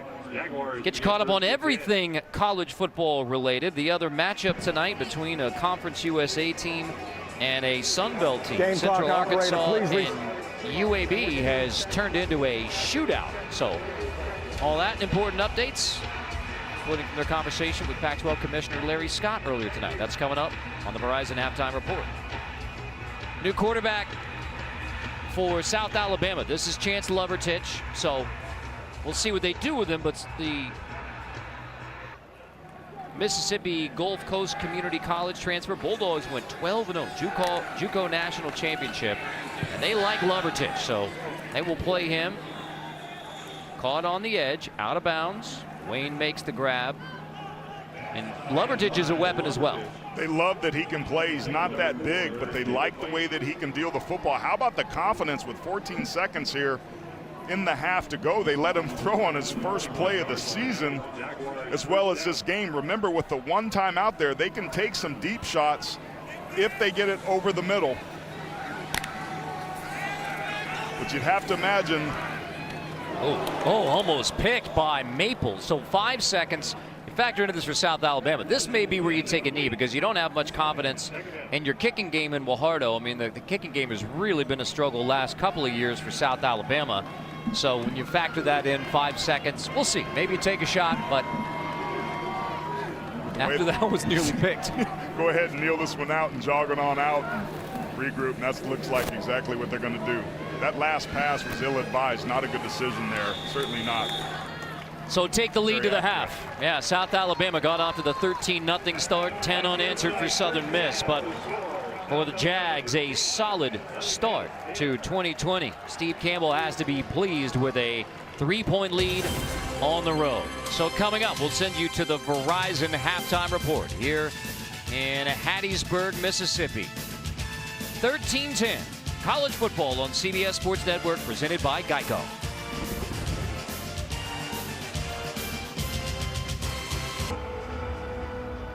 A 13-0 start for South Alabama. It's a 3-point game at the half. Carter Blackburn with Aaron Taylor here in Hattiesburg, Mississippi, in some special accommodations provided by CBS Sports. Make sure we're socially distant and safe calling a football game. And I tell you what, yeah, it was 13-0 in South Alabama. Really everything went right. Now you're in a 3-point game at the half and feels a little different. Yeah, Southern Miss started crawling their way back into this game, and you really get the sense that if they can settle down at halftime, they could really hit the gas pedal here in the second half. So the first half highlights will show you that it was South Alabama coming out firing Desmond Trotter, the big 73-yard TD to Tolbert. This was one of the early plays in the game, a couple missed tackles, and then it was Trotter's legs to extend drives. They were excellent early on third down, going 3 for 3 to start this ball game, but some late pressure. He's hit as he throws. This is what gets Southern Miss back into the game. Ragsdale converts that interception into a touchdown. They kick a field goal right before halftime, and we're locked up 10-13. Turnovers not really being too problematic for the Jaguars, leading to 1 touchdown, but keep your eye on that time of possession. The Jags defense has been on the field a lot longer than Southern Miss's. First half stats brought to you by DiGiorno. Ironic that Southern Miss's touchdown was a rushing touchdown, because only 25 rushing yards in the first half, and one of those quirky numbers, 29 rushing yards for Frank Gore Jr. But you take out some sacks, and that means the team-wise have less rushing yards than Frank Gore Jr. has. But it will be Southern Miss football to begin the second half. South Alabama out of the Sun Belt. They won only 1 Sun Belt game last year, but it was their closer against a good Arkansas State team.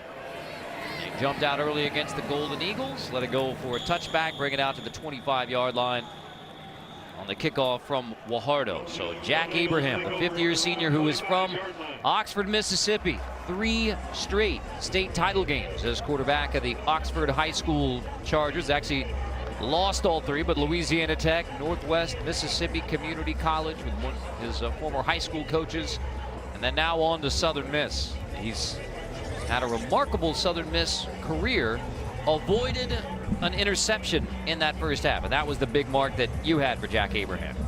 He's been dealing tonight, 12 for 14, 162 yards. Look for more of him to Tim Jones. Abraham winds up, takes a deep shot to begin the second half. It is knocked away, incomplete. No flags. He was looking for Jones and knocked away by Ryan Melton, ending the streak of 8 straight completions. Melton is what you call in phase. Got that right arm wrapped around Tim Jones's left arm, interfering with the catch, but because of his proximity being shoulder to shoulder, they don't throw the flag there. It's a savvy, subtle technique there by the DB. That's a big time breakup from Melton. Gore gets it on 2nd and 10, and he's dropped for a loss immediately after Gore grabs it. He is down. Maurice Strong Jr., the sophomore defensive end, tackle for loss. Defensive end was a position that they were hit hard with a season ago, but Strong coming from that backside. Believe he's right here. Keep your eye just closing and squeezing the gap, sees the tackle disappear, comes off that backside. A man that big is not expected to be able to tackle the back, being unblocked from that backside, but the big dude is hunting.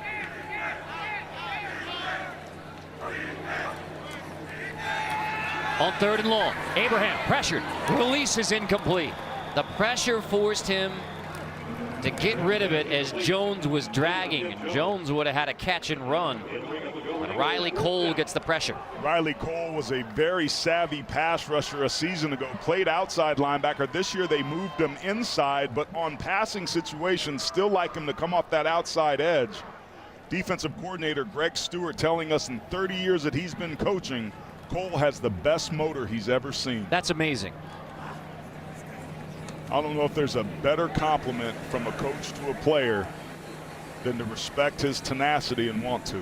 Riley Cole's already earned his degree as well. Hunt had some struggles in the first half. This one hits around the 44. It'll be down 44 or 43. We will check. So South Alabama football, but Desmond Trotter. This is late in the first half. As we look back at this play, it was Maples who left the game, but looks like Trotter may have taken a pop. So then right before the start of the second half, that's Trotter trying to get it warmed up, but you can see that Trotter clearly something bothering him there. So keep an eye on that, and also keep an eye on Chance Lovertich. He had the last series of the first half, but it is Trotter winding up again and heaving long, batted away, incomplete. It was intended for Tolbert, and Eric Scott Jr. breaks it up. Scott Jr.'s been on fire tonight, is able to close on this football. Look at the eyes and the concentration, gets his hands to be able to break the pass up with Tolbert, who's got some pretty strong hands. But both of these offenses coming out early on first down, taking some deep shots, but good defensive back play nullified the result. Trotter's going to hand off on second down. Slipping away, Carlos Davis. Davis takes it across midfield. Fight for the football at the end.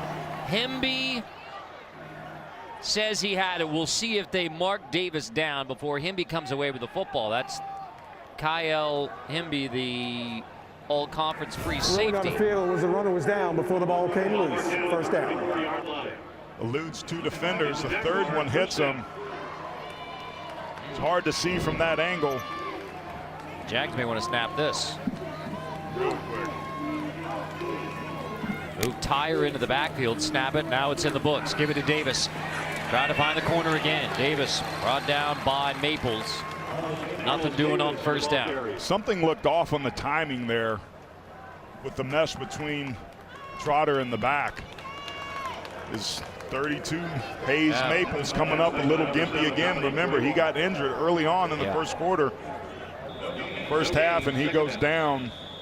Something's not right, grabbing that right knee. This will be the second time that Hayes Maples has had to go to the Southern Miss sideline. We haven't seen Swayze Bozeman in a while either. We'll see if there's any update there.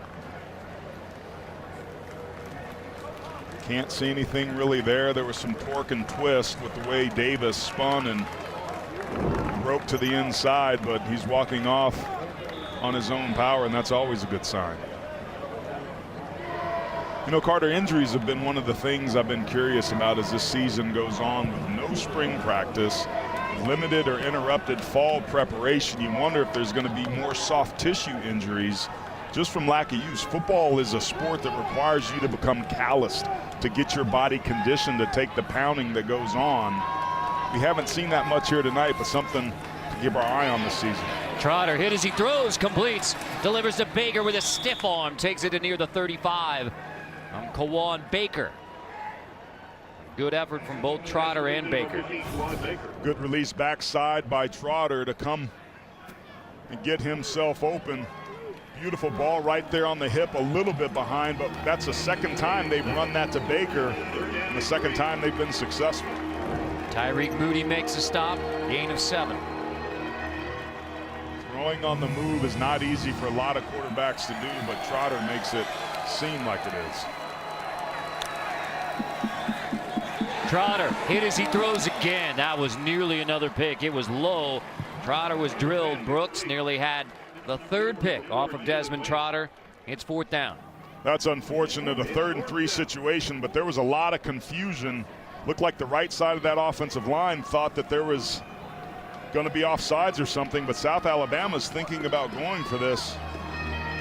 With the way their offense has been humming, I like this decision. Be aggressive. This is a 3-point ball game, but to do so, get Trotter outside the pocket in case nothing's there. He can pick it up with his legs. Still haven't punted tonight, South Alabama. Play clock winding. 3 seconds. 2. They get it all. Trotter completes, and it is a 4th down conversion. Baker has it, and he's still on his feet. Baker inside the 20, wrestled out of bounds. A tough tackle from Malik Shorts. Flag is down for now, gain of 20. 1st down, 4th down conversion. Great catch and run there by the leading receiver from a season ago. Offense number 8. 10-yard penalty. Replay 4th down. That's a killer. That's on wide receiver Jalen Tolbert. Playing with great effort. Coaches were complimenting his ability to be a great blocker and great receiver, but he cost his team big time with that 4th down conversion. And now we'll see if the extra 5 yards changes your 4th down decision. Steve Campbell. There he is on the hash right there, turns. Right here, very late with both hands around, just a bad technique, and then bulldogs him down to the ground. Just unnecessary there by Tolbert. All he had to do was splash him or position block him and would have accomplished the same thing.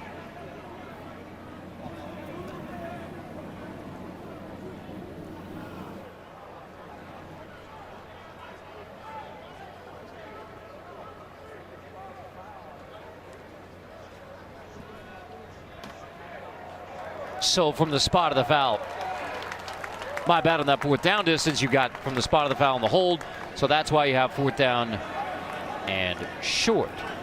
Now, that doesn't change what you're thinking. It doesn't change anything. Please reset the game clock to 11 minutes, 51 seconds. 11:51 on the game clock, please. But I tell you what it does do is it changes your thinking on the play call.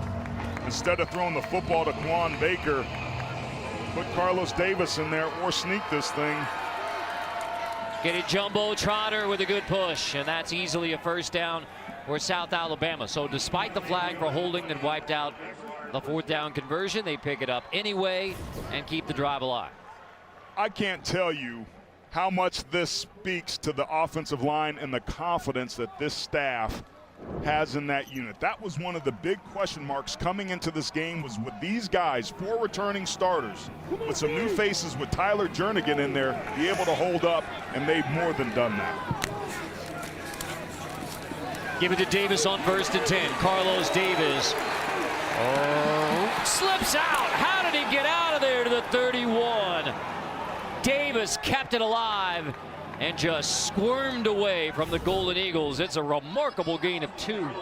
Being stout against the run is what the Golden Eagles do. Some great jobs of getting hats to the football, defeating blocks, crossing faces, but they didn't finish. And because of the second effort by Davis, he gets something out of nothing, which should have been a 2 or 3 yard tackle for loss, putting him behind the chains. They get a small pickup out of it. 7 plays, 33 yards so far on this one for South Alabama. And now Trotter, heavy pressure, tries to dump it off. Is that a forward pass or is it a fumble? If it's a fumble, it's Golden Eagle football. They're going to call it incomplete forward pass. Ruling on the field is an incomplete forward pass. Looked like he was trying to throw it to his left tackle. I don't know if I saw an eligible receiver there. He's inside the pocket. You have to see if the ball went past the line of scrimmage or it's intentional grounding.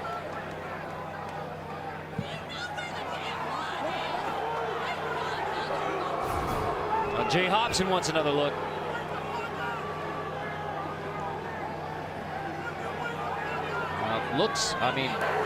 That looked lateral. Ruling on the field was an incomplete forward pass. The previous plays under video review. It was immediate continuation of play. Carter, I think Southern Miss has a strong argument that that was a lateral and therefore a fumble, which would give them possession. They have turned up the pressure on Trotter. He's made some good decisions. Boy. Yeah, and just when we're complimenting the Jags offensive line, they were extremely porous on that one. The nasty bunch getting nasty and putting pressure on the quarterback, which was a strength of theirs last season. All right.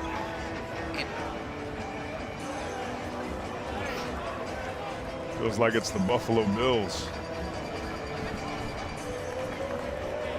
Trying to look at the angle here. That ball looks to be just shy.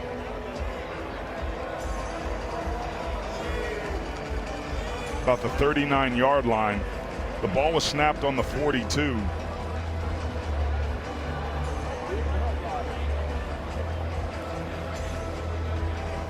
Remember, the ruling on the field is an incomplete pass. So they would need indisputable. Yeah, I'm thinking this was a tough one to overturn. Really tough. And this may be more of a stands rather than confirmed situation, because if it's forward, it is just slightly forward. After video review, the ruling on the field stands. Incomplete pass, third down. That's another tough one for the Golden Eagles. But the call on the field was a pretty immediate. Incomplete pass, forward pass, and therefore it will stand. If you're Southern Miss, you're thinking pressure here, 3rd and long. You have to respect Trotter's legs. He can bail outside or through the B gap up vertically, maybe have a spy on him to make sure he doesn't beat you. 10th play of the drive is a deep shot. Trotter, it is hauled in. Tolbert has it. Touchdown, Jags. It's Trotter to Tolbert again.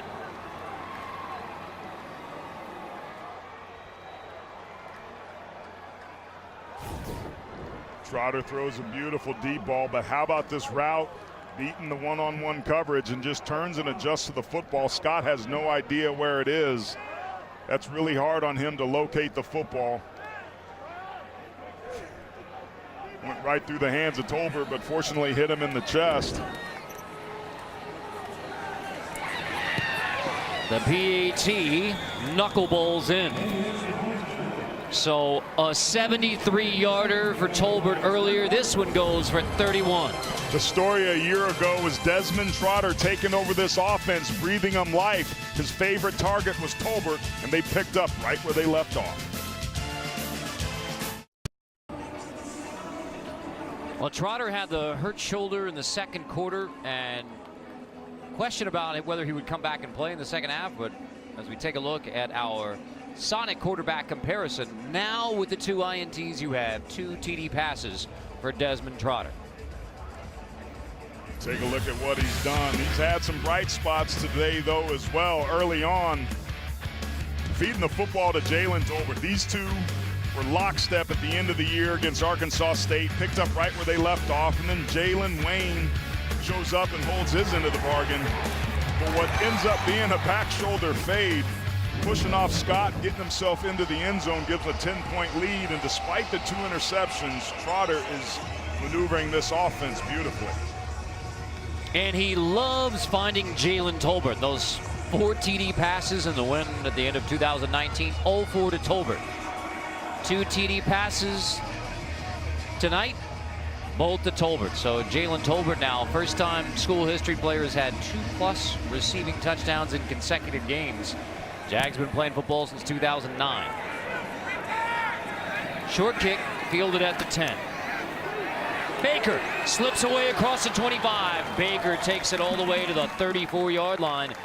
D. Baker with a good burst. Now, this is the discussion while we were in commercial between Jay Hobson and referee Wayne Winkler. They've had 2 critical calls go against the Golden Eagles. So you understand why Coach Hobson frustrated. He had the flip by Gore to Abraham, wiped out, and then a potential takeaway. And then now an injured player. I believe that's Luter, the corner, playing on special teams, and it is. That's Darrell Luter Jr., who is from here in Hattiesburg, Mississippi. And he's played well, but hobbling off after getting banged up on the kick coverage. That's not a good sign, especially considering that Southern Miss is about to be back on offense. He's played a critical role in that defensive backfield. Going back to Jay Hobson, you're right to be frustrated. There were 2 critical calls, as you mentioned, and you have to be careful and hold your composure so you don't send the wrong message to your players. Abraham, first completion of the second half, but goes for not much on the edge. DeMarcus Jones, junior from Vicksburg, gets 5 on first down. Devin Rocket makes a stop. Those short, high percentage throws are important to get the drive going. The last drive they started the second half with, they took a deep shot, were behind the chains, ended up going 3 and out. Here at 2nd and 5, playbook's wide open. Abraham will hand off. Kevin Perkins, the 5th-year senior. Haven't heard much from him tonight. He has a first down. A running back by committee for Southern Miss. It's been a while since they've had Ito Smith, who's now a Falcon. Rushed for over 4,500 yards in his Southern Miss career, ending in 2017. So since then, it's been running back by committee for the Golden Eagles. And Perkins is a big load of laundry. He likes his Waffle House. 6 foot, 234 pound, loves to pound him up inside. Smothered and covered. Abraham back shoulder, knocked away and almost picked. Flanord knocked it away, and it was almost intercepted by Christian Bell. This was just good tight coverage out on the outside edge. Flanord in lockstep with Tim Jones. These two have been battling all night. Maybe those sparkly shoes are helping them get in the hip of that wide receiver. It's got to be the shoes. Kids these days. Oh, there's the jump man.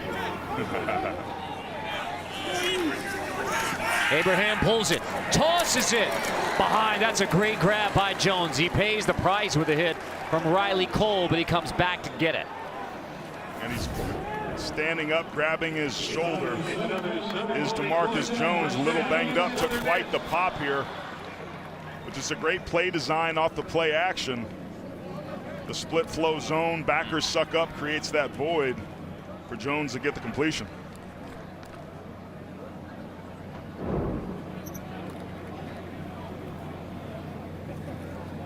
Gain of 10 on the play. Jones headed back to the Golden Eagles sideline. Will step aside. It's a terrific play by DeMarcus Jones to come back, grab the football. That was a gain of 13 on that last grab, but took the hard hit from Riley Cole. So Jones walking through a teammate. Now, meanwhile, for South Alabama, this is Darrell Luter Jr., the junior corner from Hattiesburg, getting help heading to the training room. He was hurt on the last kickoff coverage. So that is not a good sign for South Alabama. Luter has played well tonight for them. He's playing in place of the injured Jaden Boyson.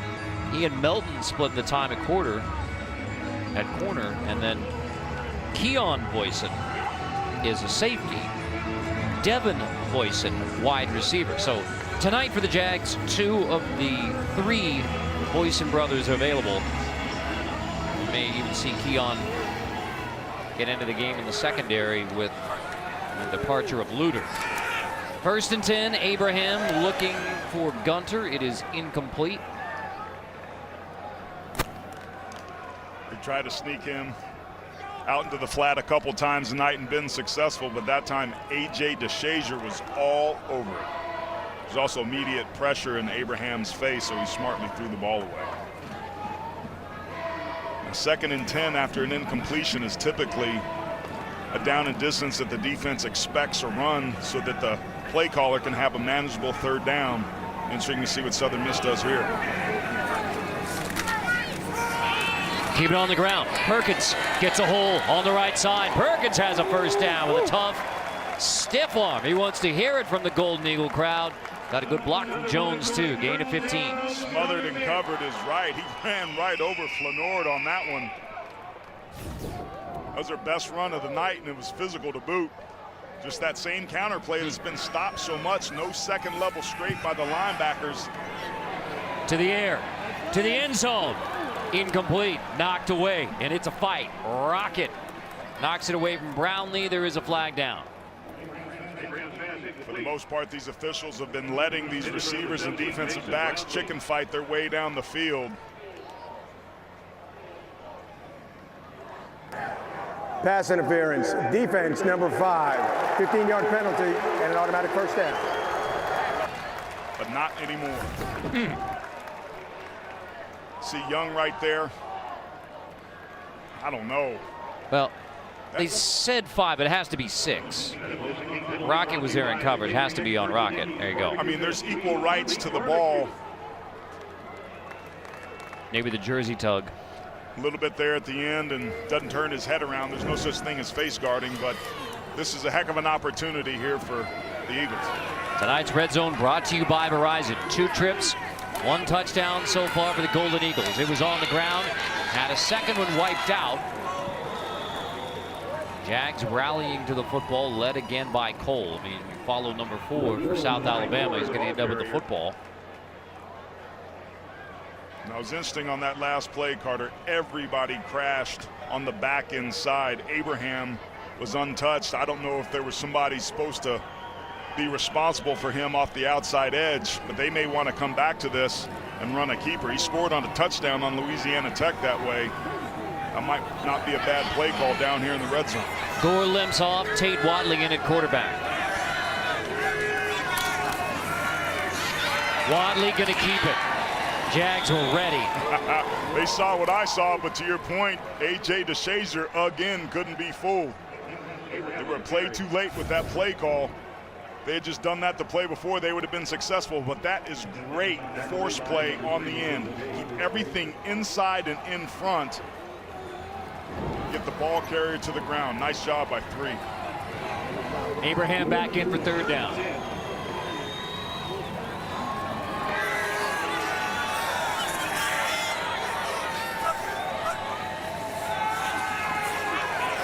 Abraham throws it out the back of the end zone.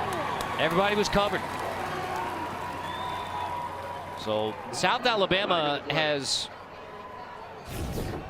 stiffened in the red zone now for the 2nd time. They were great a season ago in the red zone, only allowing 56% touchdowns. But that coverage there with the 2 safeties, there was nowhere for him to throw the football. I almost wondered if Abraham could have tucked that and tried to run up inside. Credit, great coverage there for forcing this field goal attempt. So Bourgeois comes out from 28, hit from 24 earlier. 3 on the board for Southern Miss. It's a 7-point game, but South Alabama keeps Southern Miss out of the end zone. So instead of a touchdown, Golden Eagles just 3 on the board, and the Jags still in control on the road at Hattiesburg. Red zone woes for Southern Miss, helping South Alabama hang on to a 20-13 lead. Time now for tonight's Geico difference makers, and some big play wide receivers just like we anticipated. The 3-year starter showing up, doing what he's supposed to do. On 9 targets, has 5 catches for almost 100 yards, averaging 19 yards per game. And then on the other side, Jalen Tolbert has been on and started early. 5 catches, 138 yards, 2 tugs. And he has been magnificent. Again, last year against Arkansas State, 4 touchdown receptions, all from Trotter, that tied a school record. But he's great in the open field. He's an electric playmaker, has the ability to make people miss in space, but tracking the football and playing bigger. He's a tall guy, but he's not real physical. But when that ball's in the air, he comes down with it. Number 8 has been special tonight. The junior from Mobile. So that's 6 TD grabs from Trotter in the last 2 games. And credit South Alabama for getting the football in his hands, including on special teams. He's back on kickoff return. Bourgeois after the field goal. Let's go! Kickoff. It'll be taken. Baker brings it out. And he gets very little. It's Lacey there who brings it out rather than Baker. But Shorts hustles down, and it's another long field for South Alabama. But they have been successful with long fields tonight, including a 99-yard touchdown drive. And by the way, that 99-yard drive, first time they've had a 99-yarder since they beat Mississippi State. That's really been the difference tonight is red zone production and conversion. South Alabama's done that. Southern Miss, 2 long drives coming up with field goals both times, not going to get you a win. So started from the 12. Trotter dealing with the shoulder issue, playing through it. Wrestled down and tremendous pursuit. Wow. Bozeman, no gain. There was some boundary pressure from the quarterback coming off that backside. Trotter feels it effortlessly. Keep your eye here. He comes, and Trotter feels it. He knows to step up. There's nobody back there to block him. The tackle comes off late. He has a great sense and pocket presence, Carter. Really impressive with the way he keeps his eyes downfield. Pressure again. Trotter throws into the pressure. It's hauled in, but nothing there. Excellent tackle in space from Eric Scott Jr. on Jalen Wayne. That ball floats out there, doesn't it? Like there's no mustard on it. It takes its time. Been saying that since the first half. You know he's got the arm strength downfield, but just not ready to pull the ripcord on those outbreaking routes. Again, that could prove to be an opportunity for Golden Eagles. Southern Miss a chance to get him 3 and out. No pressure. Trotter complete. That is first down, South Alabama. They wanted number 1, you want the first down. They were arguing perhaps for face mask, but Crum, the tight end, makes the grab, move the chains. It wasn't a horse collar, but it had the same effect where you get pulled down from your upper body over your legs. Good thing that Crum got his legs out of there. Crum missed the block earlier for the hit that threw the interception, but comes up big there to convert. Tell you what, Jag's been masterful on 3rd down tonight. Baker in motion, fake it to him. Trotter, complete. This is Wayne. Out to near midfield again to the 45-yard line, and the Jags rolling right now. Gain of 16 for Wayne. This play action really bites on people. Just see the great route run there, but you see the safety and the linebacker bite up on the play action. And now Trotter going long, flags down, going to get a pass interference, looking for Tolbert. Jags hitting the tempo on that offense, caught me a little bit still talking, trying to catch Southern Miss off guard, pass and pays off. Defense number 18, 15-yard penalty and an automatic first down. Natrone Brooks called for the 15-yarder. Now I really respect guys that play physical, but you have to be smart. You can't just put your hands on and knock Tolbert down and then put your hands up like, man, it wasn't me, it wasn't me. Got to be subtle with your holds and grabs and tugs. I mean, still could have been the right play, but 15 when could have been another touchdown for Tolbert. So from the 45, handoff. That's Lacey on the sweep. Lacey takes it inside the 40-yard line. Scott makes the stop. It's a heck of a play there by Scott to disengage the block, get himself free, and come off that outside edge and make the tackle. It was blocked up beautifully, but Scott there, being the force player, does what he's supposed to do and comes up with the tackle.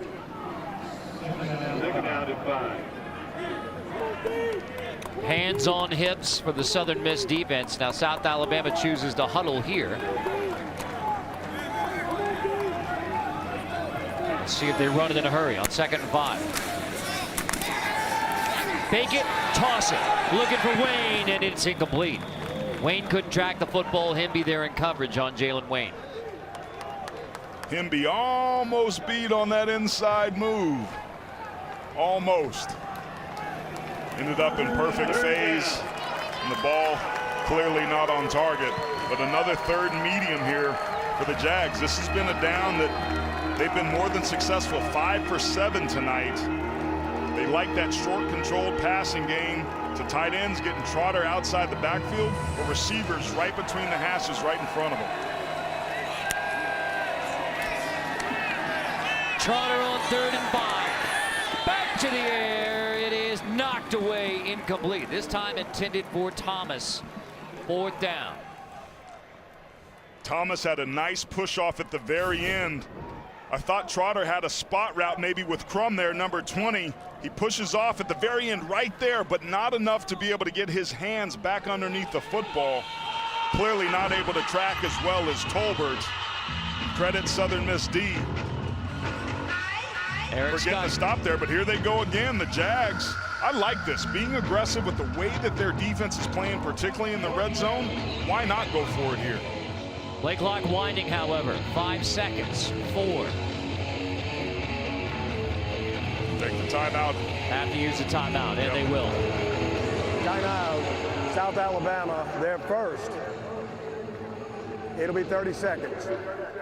Now, in a situation like this, you lose the element of surprise and maybe some of the chaos that can be created if you get right up to the line of scrimmage. You have to make those decisions quickly. As a play caller, know that it's 4-down territory. Have the green light to do that so that you have a chance to take advantage of a defense that doesn't know what's coming. So, active road losing streaks. This is a list you do not want to be on. Their last road win, October of 2017. That's a long, long time. You know, it's funny, talking with Steve Campbell, I asked him, I said, when you took this program over, is this where you guys thought you would be as you entered this season? He said, be honest with you, I thought we'd be a little further along. We struggled in our first couple of years, but I really like the team that we have. We have some of the recruits. We need to keep adding to our talent and get guys that get drafted, get guys that start making some of the awards watch lists. It's heading in the right direction. They really like where they're at, and they're playing their tails off tonight, trying to get their first road win in 3 years. 4th and 5, going for it again, out of the timeout, and Trotter goes for it. Holden Tolbert makes another great grab in front of Brooks. 1st and goal, South Alabama, another 4th down conversion. Don't know what the safety's doing there. You got to get over there and help out. Tolbert's killing them all night with those jump balls, going up and high pointing it perfectly. That's the concentration that we saw Thomas lack on the last play. How about the confidence, a deep ball on 4th and 5? This one goes for 31, and now Trotter, the keeper on 1st and goal, takes a big pop. Ortla comes in to get the stop. Trotter carries for a 2-yard gain. Trotter's hobbled a little bit. He doesn't look like his same mobile self that we've been able to see. Ever since he ran along that sideline, there was a little bit of a hitch right before he went out of bounds on that. And you wonder if he's just doing what a quarterback should do, and that's sucking it up and playing through some expected pain. In his 5th career start, career high in passing. Tyre goes in motion, give it to Davis. Davis tough running inside the 5. He's going to reach and stretch, but he was down. Malik Shorts, touchdown saving tackle. I love that. It's the stretch zone. It gives the running back an ability to run laterally. When he sees the lane, puts his foot in the ground and goes. That right elbow's down, that right knee is down. You love and appreciate the effort by Davis, but a good call by the officials. 11th play of the drive. Desmond Trotter on 3rd and goal. Back of the end zone, and incomplete. Out the back of the end zone this time. Tolbert got a advantageous matchup. However, this is Tyrek Moody who goes down. Did a good job in coverage on Tolbert, but Moody down for now. Yeah, Tolbert was too close to the back line. The ball was too high. He had no chance to get that right foot inside the end zone. You see Moody immediately comes up gimpy. A little bit of a delayed onset to whatever that was. So Moody will get some attention on the sideline. Nearby Petal. Carter, when we came on the air, you mentioned the weather. Yeah. Here in the Pine Belt, the balmy 86-degree kickoff at 8 o'clock at night. These guys, there's no way with the abbreviated camp preparation that you could be in the condition necessary that you would have been had you had an entire spring, had you had a regular fall camp. A lot of this first 2 weeks was walkthrough stuff where you get the good classroom, but you don't get the reps and the conditioning that you need. Guajardo 21-yarder, missed from much further out.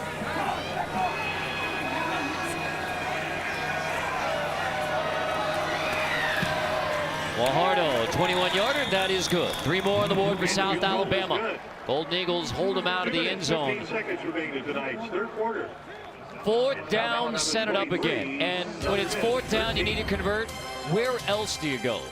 But Jalen Tolbert hauls it in for 31. That sets up the 21-yard field goal. And South Alabama going for a big win on the road to start 2020. South Alabama out of the Sun Belt, leading Southern Miss from Conference USA late in the 3rd quarter. Saturday, 1:30 Eastern. Our college football week 1 coverage continues. Middle Tennessee State taking on Army from West Point. Catch all the action, CBS Sports Network. Ben Holden, Ross Tucker, and Tina Servasio will have it for you, including Asher O'Hara, who took over a big role, Middle Tennessee quarterback, over 1,000 rushing yards and 29 total touchdowns. One of the biggest weapons in all of college football at QB for Middle Tennessee. Big shoes to fill. That Stockstill family has had a long and prosperous career there in Middle Tennessee. O'Hara had a heck of a year last year. Rick and Brent. Asher from Rolling Meadows, Illinois. All right, if you're Southern Miss, you need some sort of spark play here. South Alabama's not letting up. They're playing good defense in the red zone, and their offense, when they touch the ball, they're getting points. Golden Eagles need to respond. From inside the 5, Tim Jones slips away. Tim Jones across the 30, skip along. He brings it out across the 40-yard line. There again, your spark play comes on special teams for Tim Jones. It's a 38-yard return for Jones. In the second half to start, Southern Miss came out and took a deep shot to try to build off this momentum. It's going to be interesting to see the play call here. Do you take the cheap shot or the deep shot and try and keep it going, or put a methodical drive together that must end in a touchdown? Best starting field position for Southern Miss. They've had 2 drives that went 10-plus plays that didn't result in a touchdown. Difference in the game.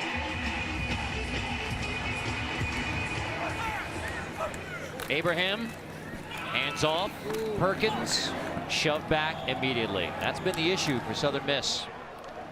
Certainly has been. Improving the running game was something that they wanted to do. Less than 50 yards on the ground tonight.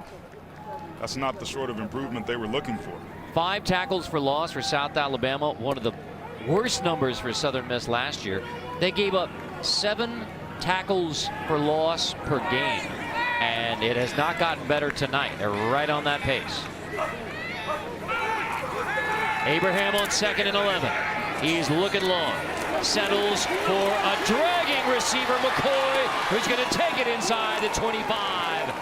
Abraham wanted the deep ball, but McCoy dragging across.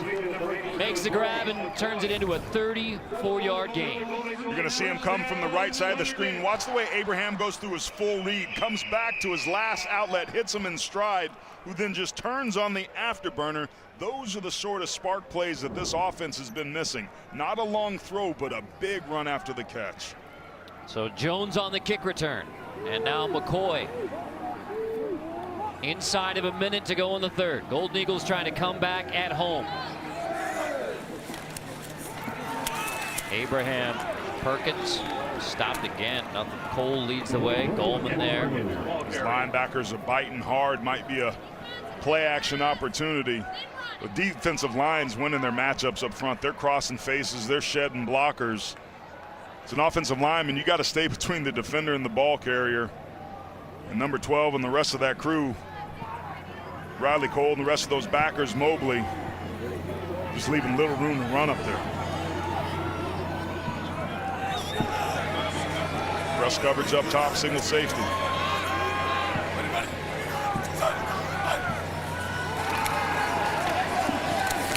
Abraham tips and almost picks. It was knocked away by Flanord. Flag down. I don't know if that could be on Flanord. That was equal rights to the ball, and he saw that ball leave the quarterback's hands before the wide receiver did. He might have played through his back, and that's what they called. But you see him smiling. He knew he should have had it. Defense, number 1, automatic first down at the spot of the 5. Racing penalty brought to you by the catering experts at Dickey's Barbecue Pit. We speak barbecue. Yeah, he impeded his ability to catch it. Get your hand there and just knock it down without that contact with the right hand. And that would have been a heck of a play. Instead, it's first down. 6 seconds left in the third.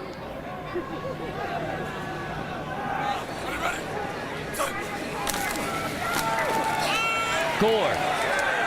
Nothing again. It's DeShazer who makes a stop to bring the third quarter to an end. So we head to the fourth. And our college football opener on CBS Sports Network. South Alabama by 10. You're watching college football on CBS Sports Network, presented by Geico.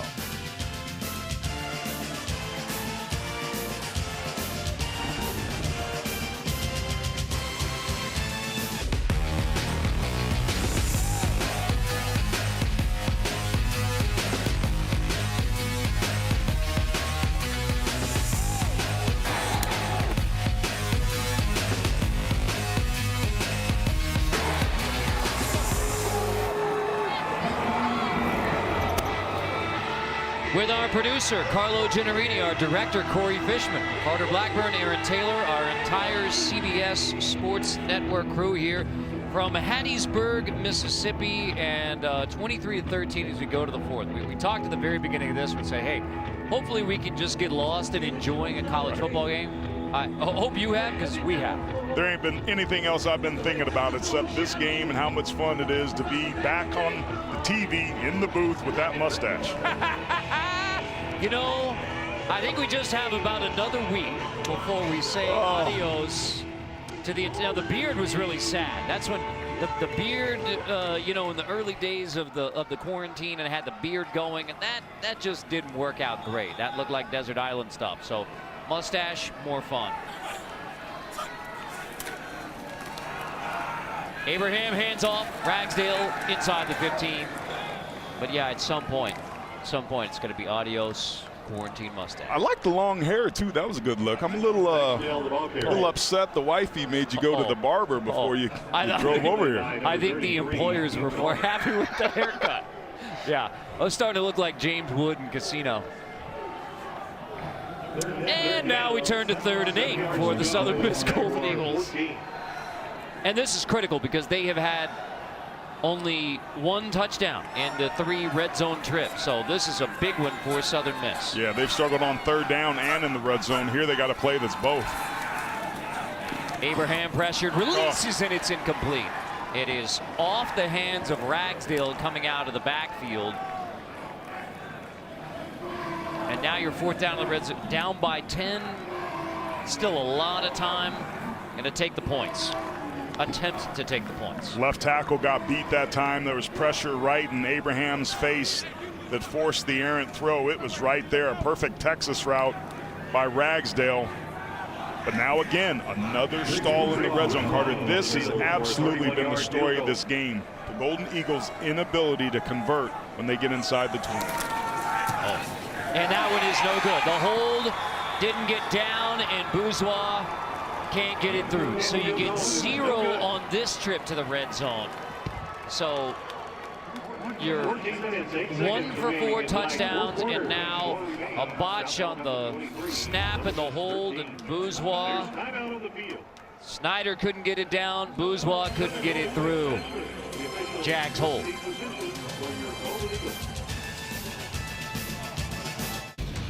Time now for Pound, brought to you by Rogue Fitness. Jalen Tolbert, 195 listed. So this is an easy pound for pound. He's been the best. He has been the best. He plays like a big-bodied wide receiver, even though he isn't very big. He's tall and lean and tremendously athletic. But his ability to high-point footballs and track the football and body contour is pretty impressive. How about that drop note there? 6 touchdowns in the last 2 games. That's money.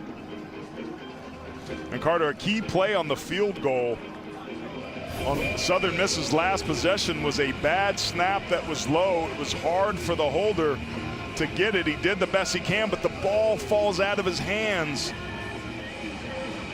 right as it's kicked, and that's what forced the miss. No pun intended. That hair is sweet, though. Yeah, you don't blame the mullet from Bourgeois, and I mean he's been working with the fader too. There was a little bit more business than party, but it was still pretty good. Davis, oh, it slips through. He's still tackled for a loss, but that's a 1 yard loss versus a 3 yard loss. That's some of the toughest and best running yards Davis has had tonight. Makes the job of the play caller quite a bit easier, but credit Southern Miss there for getting some penetration there. And playing on the other side of the football. They've struggled to do that, as you see Steve Campbell with a 10-point lead with 13 and a half minutes. Knows that these next couple drives are extremely important. Desmond Trotter. Pressure, but more space on the edge. Wayne makes the grab. He'll be short of the first down. Harrell makes a stop. One of the things I noticed about Trotter is his eyes downfield. Watch the pressure. He's so poised in the pocket. Some pressure backside, pressure in his face, but he never drops his eyes. That's a sign of an experienced quarterback. He's only a first-year starter, started 4 games a season ago, so very little experience, but got some very good mechanics that allows him to be successful. Quick snap, 3rd and 1, get it across. Appear to get it across. Both teams pushing, but that should be a first down. Now, Bozeman comes out of the pile with the football. But the call is first down. Take a look. Not official. Looks like first down. South Alabama. And that's a 2nd, 3rd, or 4th and short situation that the Jags dialed up a sneak, putting some trust in that offensive line. Southern Miss was pretty stout there. They didn't need much, and they got it.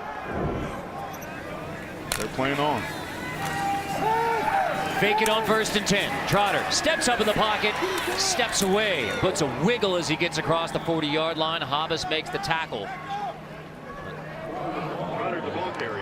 Trotter now holding his hamstring. He had a shoulder issue in the 2nd quarter. Now he's holding a hammy a little bit. Watch how he eludes pressure there. Bails straight up through the pocket in the B gap, but to your point, grabbing that hamstring, he's been hobbled since the first half, and now he's actually coming out. So Chance Lovertich into the game for South Alabama, and again there was a question mark after halftime because of the shoulder injury whether Trotter would be able to go in the 2nd half. He has, but now you give it to Lovertich. But he won a JUCO national championship at Mississippi Gulf Coast. They have a lot of confidence in him. Lovertich going to hand off. Davis on the right side. Good push. Davis gets it across the 45. His coaching staff has a lot of confidence in Lovertich. Let him come in right there at the end of the 2nd half and throw on his first play. But here they give it to Davis, who's running really hard. Another Golden Eagle down. This is, I believe it's Taj Sykes. A big nose tackle up inside. Splits time with Josh Ratcliffe. 6'3", 308-pound redshirt junior. Columbus High School in Columbus, Mississippi. Well, you can see Trotter trying to stretch out and the training staff trying to get him hydrated. Bro, there's nothing that can get you in shape for football except football. And that was significantly compromised in the spring, in the summer, and the early fall. Don't know what happens here to Sykes. He's dropped his pad level a little bit. Ragsdale maybe got the best of that tackle. Excuse me, Davis. That's a big dude, man. So Sykes comes off. They roll 3 at the nose. Chesser and Cole holding his solar plexus. Trotter getting stretched out. It's really hot. Guys are dehydrated. Lovertich comes in. The coaching staff told us he's going to play. He's not real big, but he has earned through his play during camp, as crazy as it's been, the opportunity that he's got right now. Baker goes in motion. Handoff on 2nd and 5. Stopped. Josh Ratcliffe makes the tackle. Davis with the carry.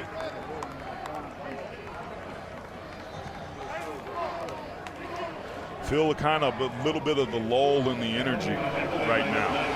Neither team really feeling juice. The Jags have their backup quarterback in. They've been pretty dang good, 60% on third down tonight. Got a very makeable 3rd and 3. This is the first test of the night for Levertich. Levertich, quick hitter, caught, first down. Baker slips free inside the 35. Baker will take it. Touchdown, Jags.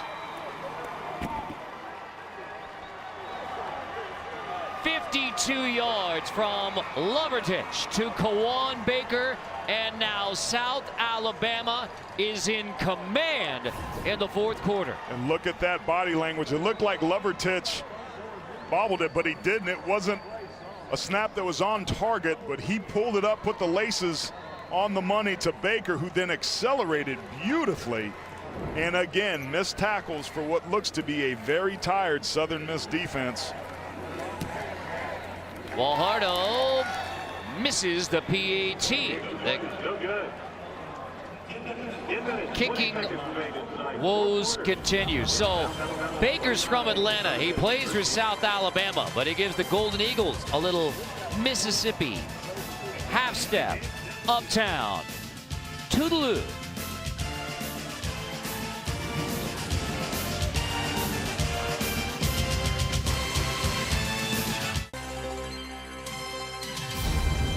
College football on CBS Sports Network is sponsored by Rogue. Don't Weaken.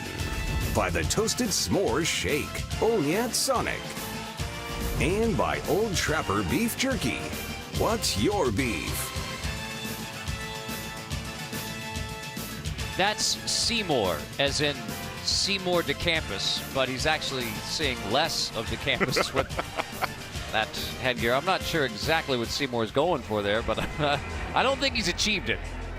And that's kind of part and parcel what it's been like for the Golden Eagles tonight, trying to keep up with these Jags, these explosive South Alabama Jaguars.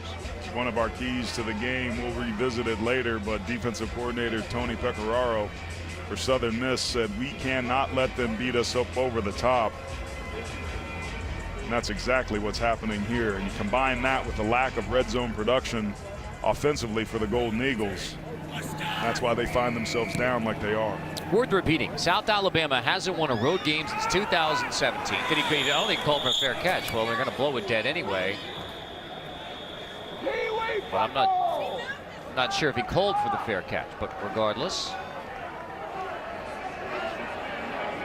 Let's see if we can sort this one out. Maybe considering that, giving himself up. Yeah, it's TQ Newsome. Yeah, no wave off, but definitely gives himself up. So they did blow it dead. We'll make sure we get the spot right. But Newsome, I mean, I know he's practiced there, but Newsome is a linebacker, so you're not Game used clock to. operator, please reset the game clock to 10 minutes, 20 seconds. Please set the game clock to 10:20. Do you think they're having Thank you. fun with that fair catch? And then I was like, and then he was like, and then I was like. Major work to do for Jack Abraham and the Golden Eagles.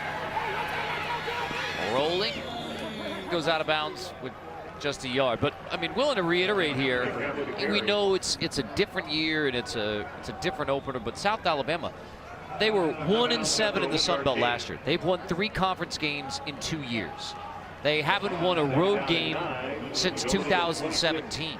They were big underdogs in this one, and yet they have come in and taken it to the Southern Miss Golden Eagles. And really, when we expected Southern Miss to have a response and come out firing, hasn't been the case yet.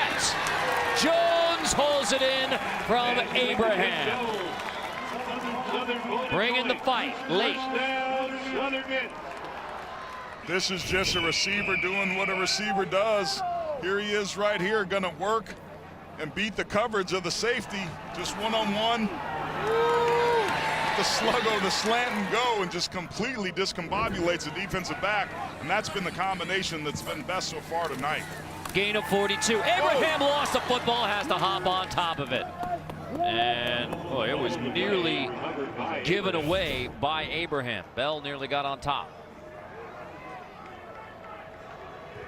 Ball just slips out of his hands. It happens, but great home bounce. Goes right back to the breadbasket. I mean, if you would have said Abraham doesn't turn it over, no INTs, and you're down 29-13 in the fourth. Brownlee, screen, blockers ahead, freeing Brownlee, takes it just inside the 20. It's another red zone trip for Southern Miss, but here's where the problem is for the Golden Eagles. We haven't seen much of the bubble screen game tonight. This offense a year ago was more of a deep vertical threat. We just saw that, but that's a nice switch up. But to your point, this has been the Achilles heels for them. Now they're going to mark it just outside the 20, but now it's officially a red zone trip where they have only one touchdown out of 4 trips, 2 field goals, and 1 miss. This is an important set of downs here for South Alabama. If they can get a stop here and force a field goal, it makes it really hard for Southern Miss, and it gives them a big emotional blow. And if you're the Golden Eagles, you get a touchdown here to get back into 9, maybe go for 2 to make it an 8-point game. You're back in this deal. Perkins takes a handoff. Cole makes the stop near the 10. He's the big bruiser. Southern Miss not rushing up to the line, being methodical, making sure that they protect the football and execute. 3rd and 1. Turn around, hand it to big 33, let him move the pile. Abraham does just that. Perkins gets enough. It will be 1st and goal for the Golden Eagles. South Alabama defensive coordinator Greg Stewart runs a pretty simple defense. He says his philosophies are stance, alignment, technique. No bells, no whistles. I just want to line up and play, and his unit's done a great job. Can they find a way to force a field goal, get off the field here? Abraham pulls it this time. Takes it inside the 5. Big pop as he gets to the 2. I mean, took a lick from Trey Young, but Abraham, toughness never in question. 2nd and goal. I'm surprised we haven't seen more of his legs tonight, but he's pretty effective when he runs.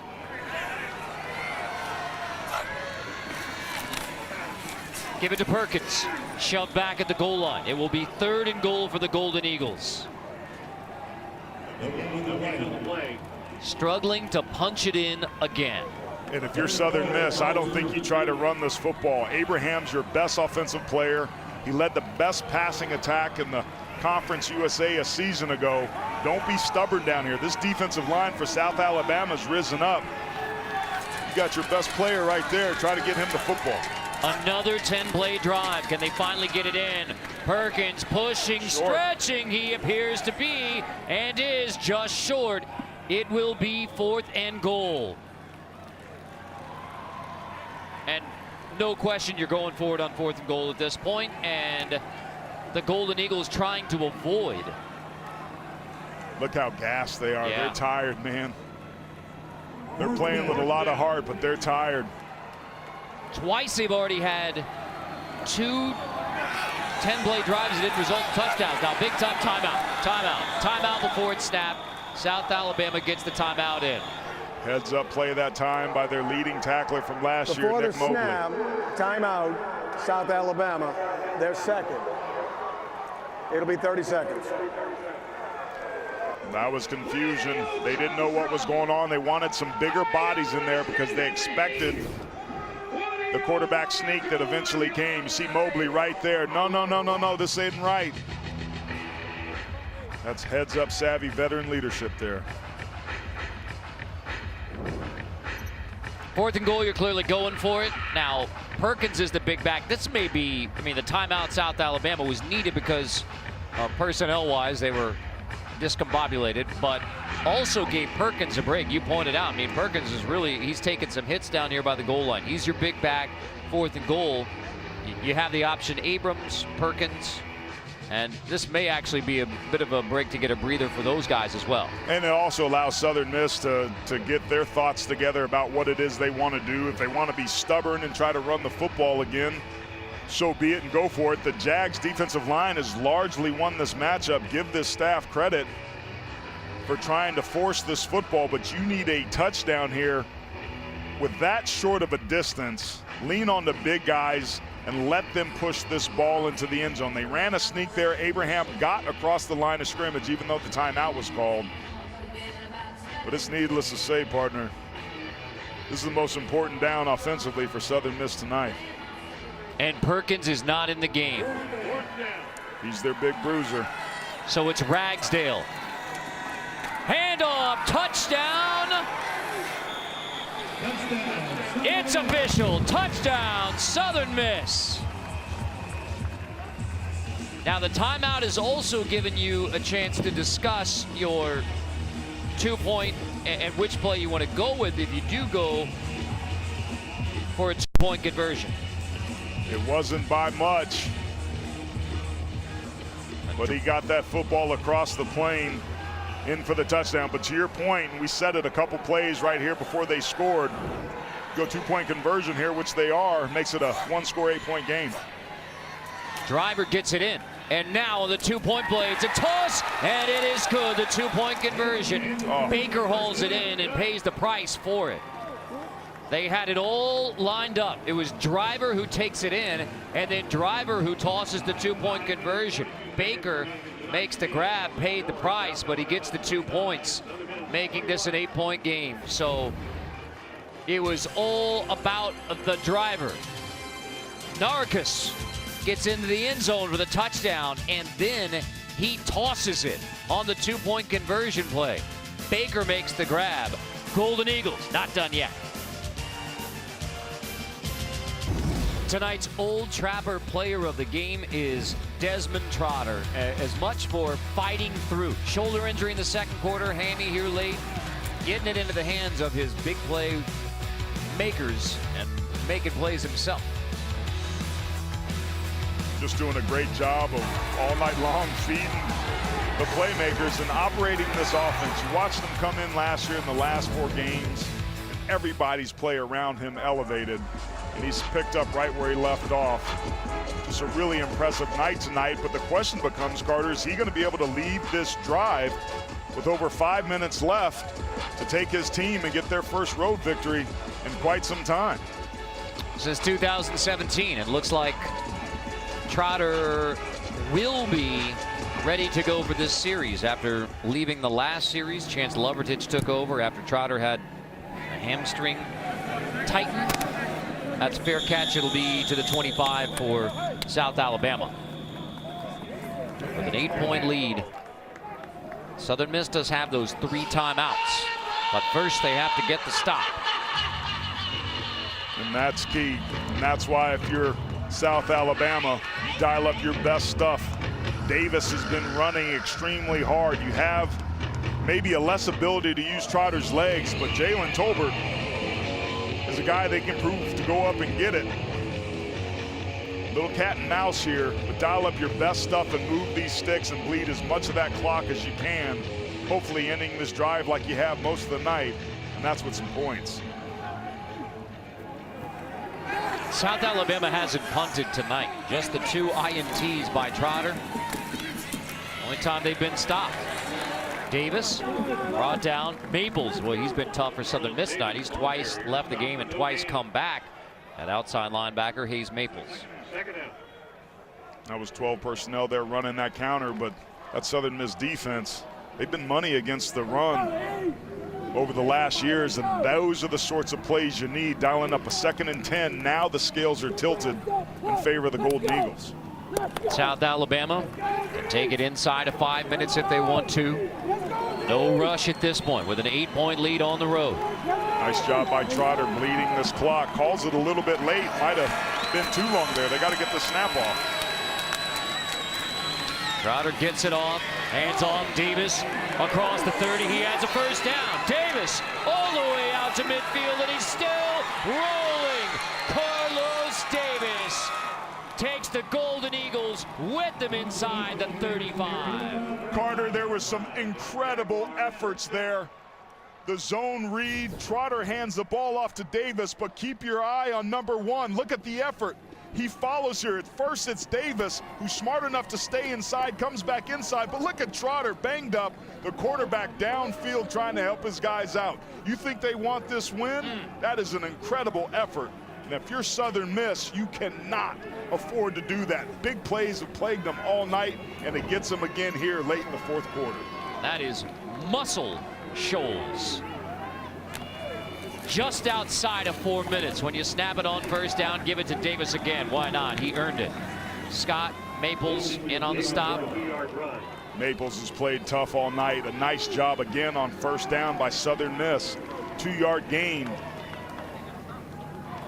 Can they do better on second down than they did on that last drive where Davis busted a long one? Southern Miss is best when it's aggressive, when it's playing across the line of scrimmage, when it plays downhill. They've got to do that here. Davis now has more rush yards than Southern Miss does. Second 8 flag down. Here is the free play, and here's the shot, and it is incomplete for Tolbert, but you take it on the free play. 2nd and 8, now it's 2nd and 3. Critical error again. Offside, defense number 2 made contact with an offensive player. 5-yard penalty, so 2nd down. All right, 3 timeouts for Southern Miss. Correction, 3rd down.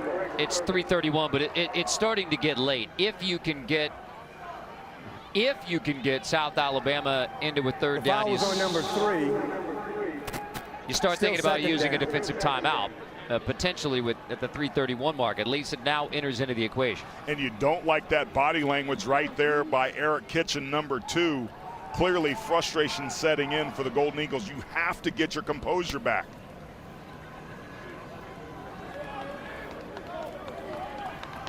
And meanwhile, for South Alabama, you convert and you can start bleeding those timeouts from Southern Miss. No question. Trotter gonna hand off. That's Avery. He has the first down, has it to the 21-yard line. Well, the clock stops temporarily moving the chains, and so I mean, not much of it, maybe 5 seconds, but that's now Southern Miss certainly needs to think about the defensive timeouts to preserve clock. But the bigger challenge is just stopping South Alabama. They can't do it. Davis off that right side. I'm surprised they didn't take a timeout there to let their guys regain their composure. You have 3. You know what South Alabama's going to do, bleeding the clock. But right now, you got bigger problems if you're Southern Miss than how many timeouts you've got, because you can't stop the Jags. Trotter's going to hand off. Avery tiptoeing his way. I mean, he was slipping away from the Golden Eagles so much that his right tackle, Estes, almost made the stop on the play. But 2nd down, no timeout yet from the Golden Eagles. So you're going to roll it well down under 2 minutes and no timeout. You got 3 of them. Down by 8. You have to use some defensive timeouts at some point here. I thought they should have used it a play ago, and now they're just letting it bleed down. You understand, you know what the charts say, but your defense hadn't been able to stop these guys. Look at Trotter bleeding the clock perfectly. Southern Miss, you got to make a play here. Trotter hands off again. Avery stopped. There's the first timeout with 1:50. Southern Miss, they're first. And 3rd and 6. Ball game could be on the line.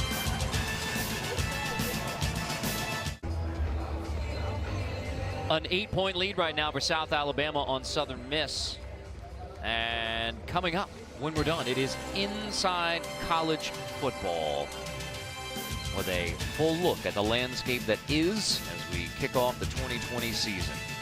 So we've gotten to that odd score, 29-21, in part because of some woes in the kicking game. I mean, neither of these teams has a reliable kicker. Guajardo has missed a PAT. He's missed from 46. This is his first game as the placement kicker. So 3 on the board for South Alabama is not a given. So that factors into these decisions as well. Southern Miss has 2 timeouts, and you think they should have at least used 1 more. Just a regain their composure. They had to take it. You understand saving it to the very last minute, but to me it seemed like the defense was tired and frustrated. I would have liked to have seen a timeout taken much earlier. On 3rd and 6, keep it on the ground to run the clock. Nothing much doing in the ground game. There's the timeout with 1:46. So 4th down. Southern Miss, they're second. Do you have more confidence in your offense to Right. pick this up on 4th and 5 where they took a deep shot and let their quarterback throw it downfield and converted? Or do you let your field goal kicker get up there, which isn't a given at all? I mean, they have not.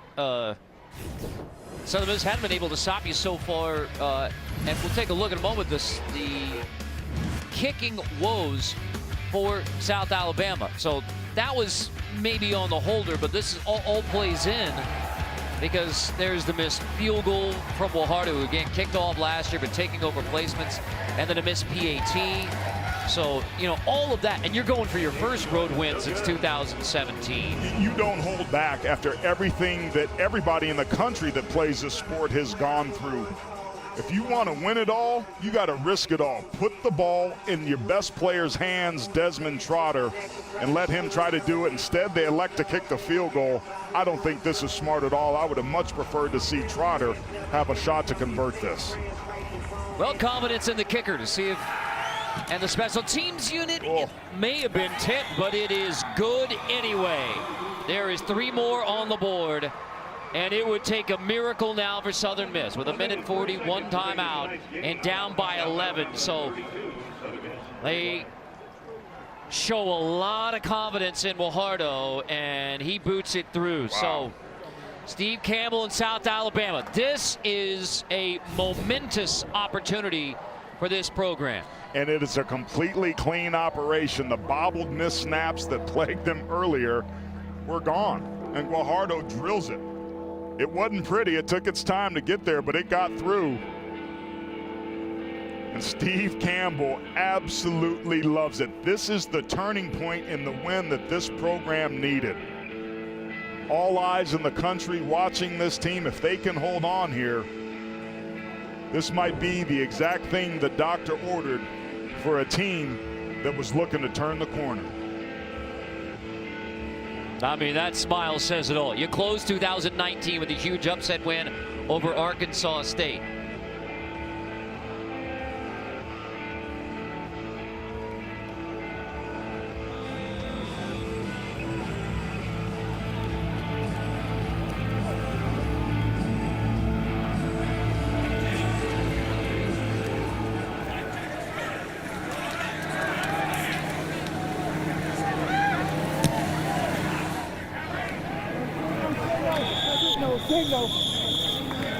Fair catch, got it this time. Well, Carter, let's revisit these keys of the game. South Alabama's offensive line won their matchup. No sacks allowed from a team that had 39 a season ago. And the defense, with all those young guys up front, more than handled business, especially in the run. Protect the football. Great job by Southern Miss, no turnovers. But the explosive plays. South Alabama had 8 of 15 plus. 3 of those were touchdowns. Those touchdowns averaged 52 yards apiece. The passing defense woes that plagued the Golden Eagles a year ago are back with them in 2020. Well, for South Alabama, we talked about the big wins in 2016. Mississippi State, San Diego State. That was under Joey Jones. This would be, Brownlee holds it in. This would be the biggest win in the 2 years under Steve Campbell, in the 3 years under Steve Campbell now. And Southern Miss is going to fight it all the way to the end, but South Alabama really brought the fight, including late. Jags have scored on all 4 possessions of the second half. We talked to him about this game. He said, man, to get to this point, it means so much. We need to play. If it weren't for football, I wouldn't have went to college. I was the first in my family to go. It means everything. And we've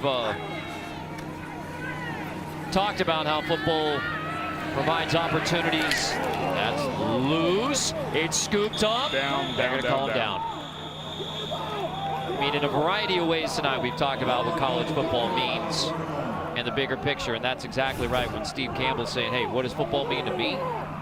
It means everything. It means life, education, a job. For all of us, man. How about this, breaking that streak since 2017, the longest active streak in college football without a road win is about to get broken. Less than a minute to go. Abraham checked down. Prevent now for South Alabama. No mistakes, nothing over the top. Clock is your friend, scoreboard's your friend. Everything's your friend right now. Just don't do anything stupid. Keep everything inside and in front.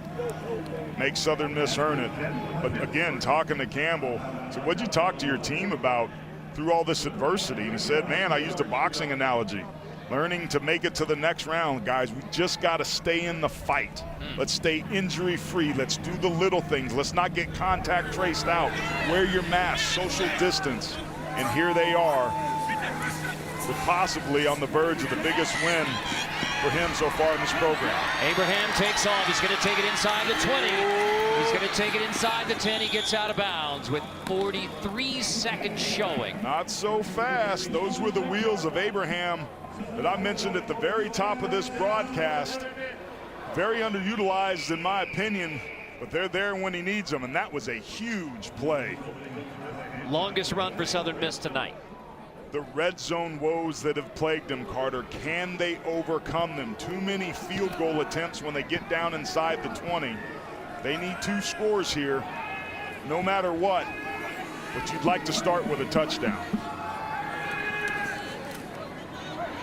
Abraham on the roll, just dumps it out. 36 seconds. So now you're trying to figure out, since you need 2 scores, you got to get the onside kick and score again. How much time are you willing to compromise getting that touchdown? But you also want to take it out of the hands of your kicker. The options in time are starting to tick away from Jay Hobson. But for Southern Miss, if you can't pull off the miracle, this is an ominous start.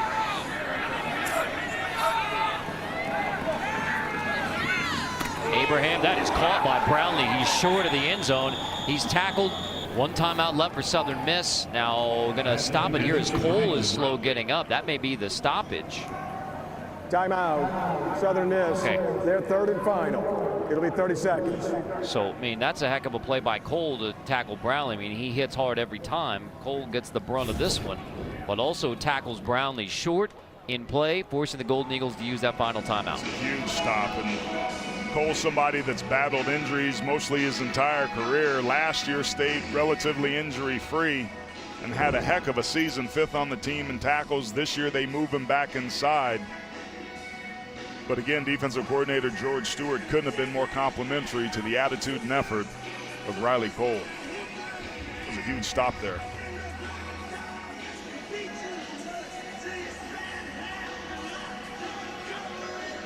Leader in every facet for South Alabama. So if you're South Alabama, you're talking to your hands team right now, telling them to get ready. Seymour's not done.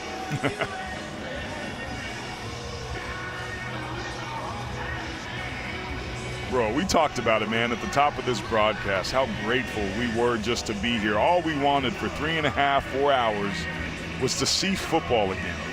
These kids, these coaches, this community, everybody in the country has wanted and needed exactly what we've got here. And who knows? And who knows? We might not be done yet. Greatest sport on the planet. Abraham, 3rd and goal. Pumps, scrambles Diller. at the 5. He's shot. There's no Diller. timeouts left for Southern Miss. Can't clock it. You either got to get your field goal team on or take a shot to the end zone as quickly as you can to preserve that clock. I mean, just Your best players right here. 2-score game, 10 seconds, no timeouts, no matter what happens on 4th down. It is knocked away, and South Alabama gets the football and the win. It will be a stunning opening road win for the South Alabama Jags, their first road win since 2017. Just outside the outstretched arms of Marquise McCoy, this wide receiver core almost entirely rebuilt. So many young first-year players, and they end up miscommunicating for the ball game. Oh, he's trying not to smile right now, Steve Campbell, but this is huge for the Jags. And let's take our hat off to Jack Abraham, man. What an incredible night. 22 for 32, 314 yards, but no touchdowns. He avoided the interceptions that plagued him towards the end of last year. But this is going to be a tough one for Jay Hobson and the rest of this crew. They fought hard, but not well enough. Trotter will take a knee in just his 5th start at quarterback for South Alabama. He leads the upset win on the road to begin 2020, snapping the 15-game road losing streak. And they do it in decisive fashion, 32-21. Well, we don't know how many college football games we're going to get and what they're going to look like in 2020. But I guarantee you, for the South Alabama Jaguars, that 1-0 feels like a championship right now. Just an incredible win. This is exactly what Steve Campbell needed. What plagued them a year ago was lack of a quarterback, but Desmond Trotter, number 1, answered the call. Getting that ball to that man right there, Jalen Tolbert, and the rest of this receiving core. Jalen Wayne came up with a big play. Kawan Baker has been consistent, making plays his entire career. This is the play that Campbell needed. It was well earned and well deserved. Tolbert finishes with 169 yards, and college football delivers again. Been a long, hard road to even get to this moment. Who knows what is ahead? But it was a joy to have this tonight. It's going to be a fun 90-mile bus ride home, boy. Especially fun for the South Alabama Jags, 32-21. So for Aaron Taylor, our producer Carlo Gennarini, our director Corey Fishman, our entire hard-working crew, I'm Carter Blackburn. This has been a presentation of CBS Sports Network, the 24-hour home of CBS Sports. We now take you back to our New York studios inside college football. Adam Zucker, Rick Neuheisel, Brian Jones standing by.